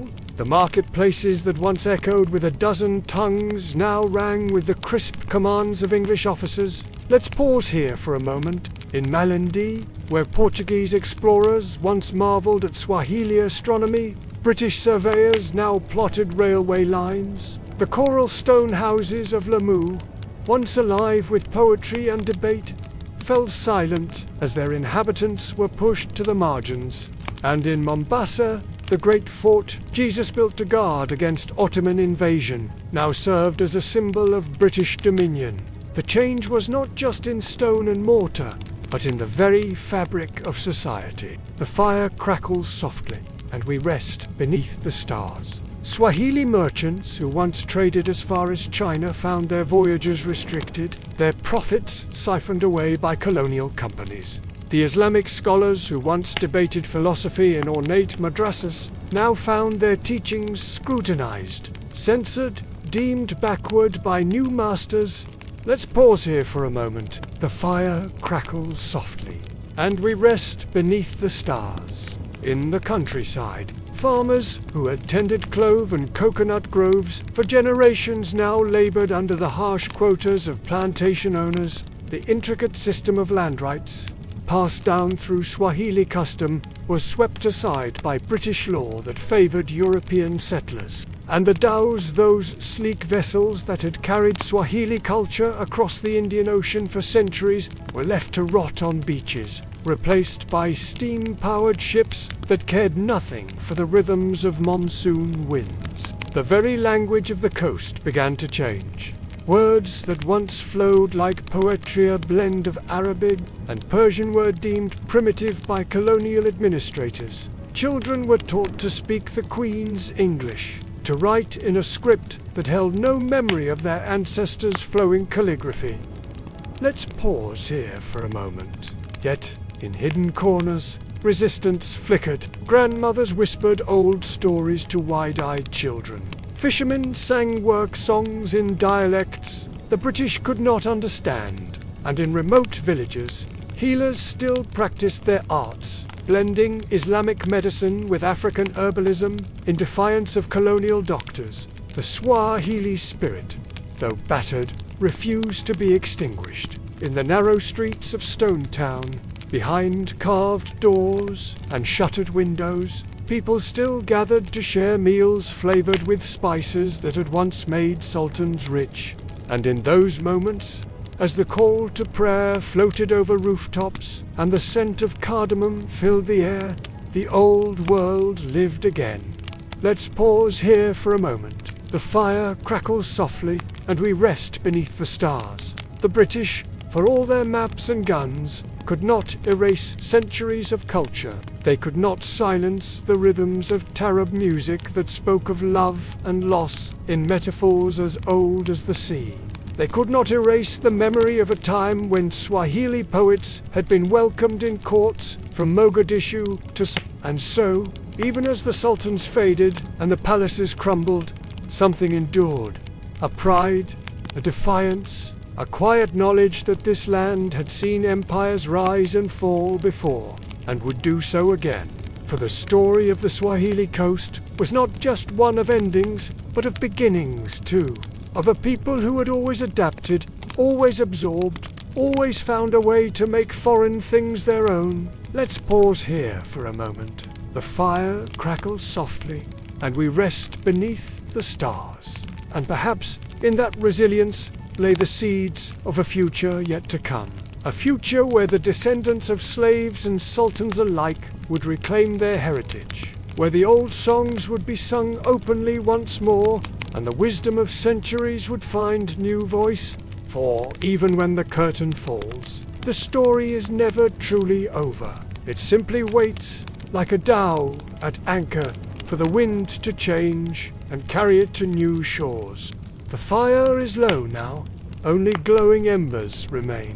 And above us, the constellations wheel silently across the black sky, just as they did when the first stories were told. Through burning salt flats and coral palaces, through bloodied fields and gilded courts, through silence, suffering, power, and prayer. Tonight, we have traveled far. We have stepped softly through centuries, not as conquerors but as listeners. The fire crackles softly, and we rest beneath the stars. Let's pause here for a moment. We heard the voices of the forgotten, the rubber-gatherer deep in the jungle, the monk in his cave of cold stone, the priest alone in the temple, the woman who buried her child in a camp. We sat beside them. We learned from their silence, and in doing so, we honored something deeper than memory. They are held in lullabies, in patterns woven into cloth, in ruins half swallowed by the forest. It is the long sigh of a mother, the calloused palm of a builder, the final breath of a soldier, the ink-stained hand of a poet writing by candlelight, and in the quiet eyes of the elders, who no longer speak of war, but still remember it, because to remember softly is to resist forgetting completely. The stories dim, and sleep draws near. The stories of this land, and of her children, black, brown, coastal, desert-born, are not always found in textbooks. Let's pause here for a moment.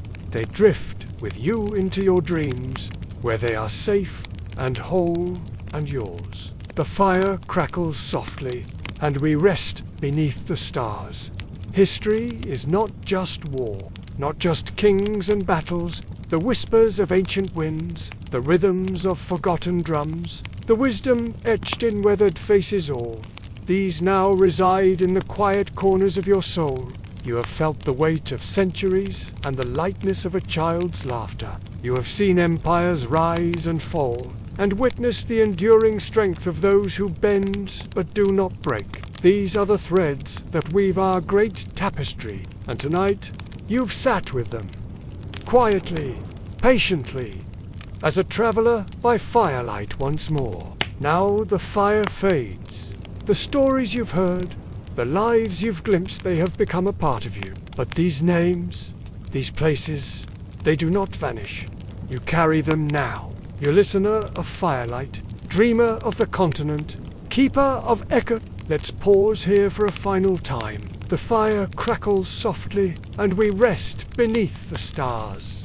Thank you for journeying with us. Until next time, may your rest be deep, your dreams be gentle, and your heart always open to the voices beneath the baobab skies. As we conclude our journey, remember that the embers of these stories still glow within you. You have walked paths both treacherous and beautiful. In the silence that follows, as the last tendrils of smoke rise to meet the stars, know that you are changed. Carry them gently, share them wisely, honor them always. For in this act of remembering, of listening, you become a bridge between worlds past and present, seen and unseen, spoken and unspoken. The night deepens, the fire dims to a soft glow, and as sleep beckons, know that you are not alone. You are now a keeper of stories, a guardian of memories, a quiet flame against the darkness of forgetting. Rest now, traveler, for tomorrow new tales await, and the fire will burn bright once more.